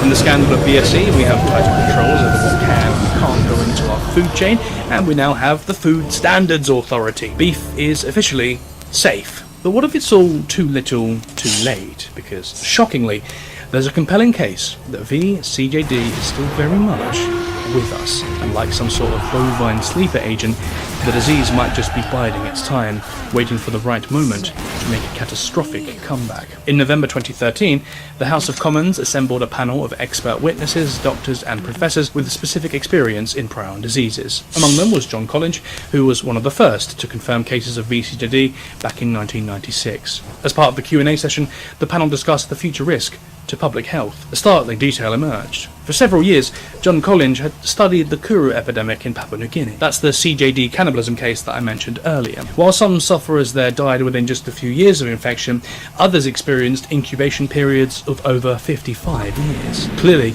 there's a massive difference between the incubation timing for some people compared to others. This isn't just a chance, it's a matter of genetics. The key lies in certain amino acids within the body. In Britain, those who fell ill with VCJD during its first few years all had the MM genotype. In both cattle and people, this is linked with a short incubation period. Symptoms tend to show up relatively quickly within 5 to 10 years. But only around 40% of the UK population has this MM genotype. For those with others, known as MV or VV genotypes, there's a much longer average incubation period. During the Kuru outbreak, the potential time frame of 50 plus years was for human-to-human transmission, humans giving the disease to each other. In cases of cross-species transmission like VSE, incubation periods are usually longer anyway. This means that for some people with a certain genotype, the animal-to-human incubation period could actually extend beyond their lifespan. In a nutshell, they die of natural causes before showing any symptoms at all. This could be a good thing though, right? If VCJD doesn't have time to manifest, we could argue it doesn't really matter. Those people will never have to suffer in the way that other patients did. And that's all well and good, as long as those long-term carriers can't pass it on to others. Unfortunately though, as Collins pointed out at the time, we can't really be sure of this. People have been known to walk around with infectious diseases like cholera and typhoid without realizing, but all the time, they pose a serious risk to anyone they could come into contact with. If VCJD is the same Carriers could live to be 100 while showing no signs of the high-level infectious prions in their tissues. If they donate blood, or organs, contaminate surgical instruments or needles, or even just cut themselves, they could be infecting others in their wake. In 2013, research by the Health Protection Agency estimated that 1 in 2,000 people in the UK is a silent carrier of VCJD. That's between 20 and 30,000 people within the population. But Collins actually doubts that figure, saying that, quote, there is really no way of knowing that at the moment, so it could be a significant underestimate of the number of infected individuals. In fact, there's a huge amount we still don't know about BSE and VCJD. We don't know for sure where it came from or when it started. We don't know how it managed to kill a small number of vegetarians. We don't know why, out of the thousands of people who probably ate infected beef, only some seem to get ill. The only thing we do know is the impact it's had. For the families and friends of the CJD victims, it'll never go away, and all those questions and uncertainties only make it worse. Frances Hall, whose son Peter was one of the first to contract the disease in 1996, has spent years working with other bereaved families. She said, quote, the effect is like no other illness. Somehow, you can come to terms with losing someone through an accident or a natural disease, but these families feel their child had been murdered, yet nobody is going to be punished or even apologise. BSE, mad cow disease, was a scandal that defined the late 20th century. There's every chance it's not over yet. It's died down, yeah, but it's not died out. The final outcome is how many cases are still to come, or when it might, at last, end, if it ever does. Thanks for watching. Yeah, that was very nice. Radiant structures are fortified.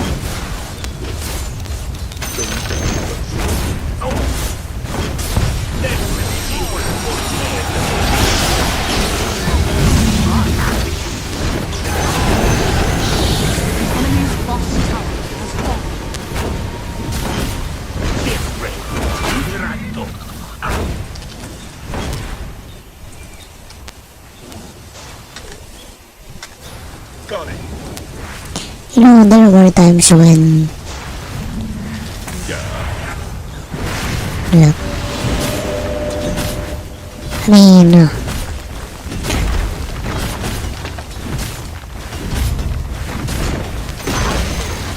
enemy's bottom tower has fallen.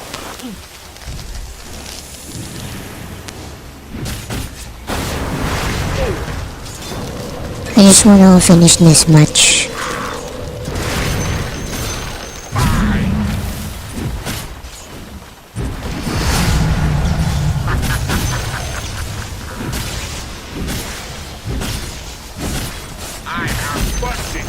The enemy's bottom barracks has fallen. The enemy's bottom barracks has fallen.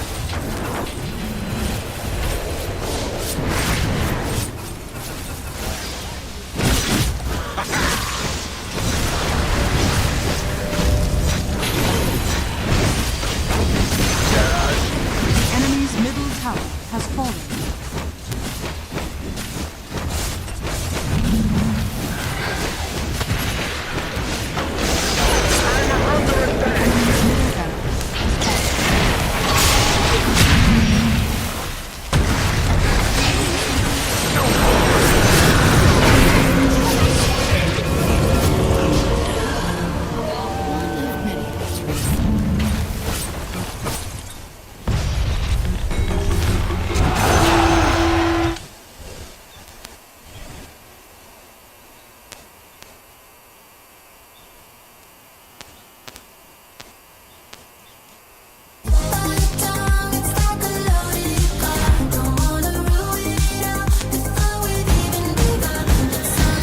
You looking for someone? Sorry.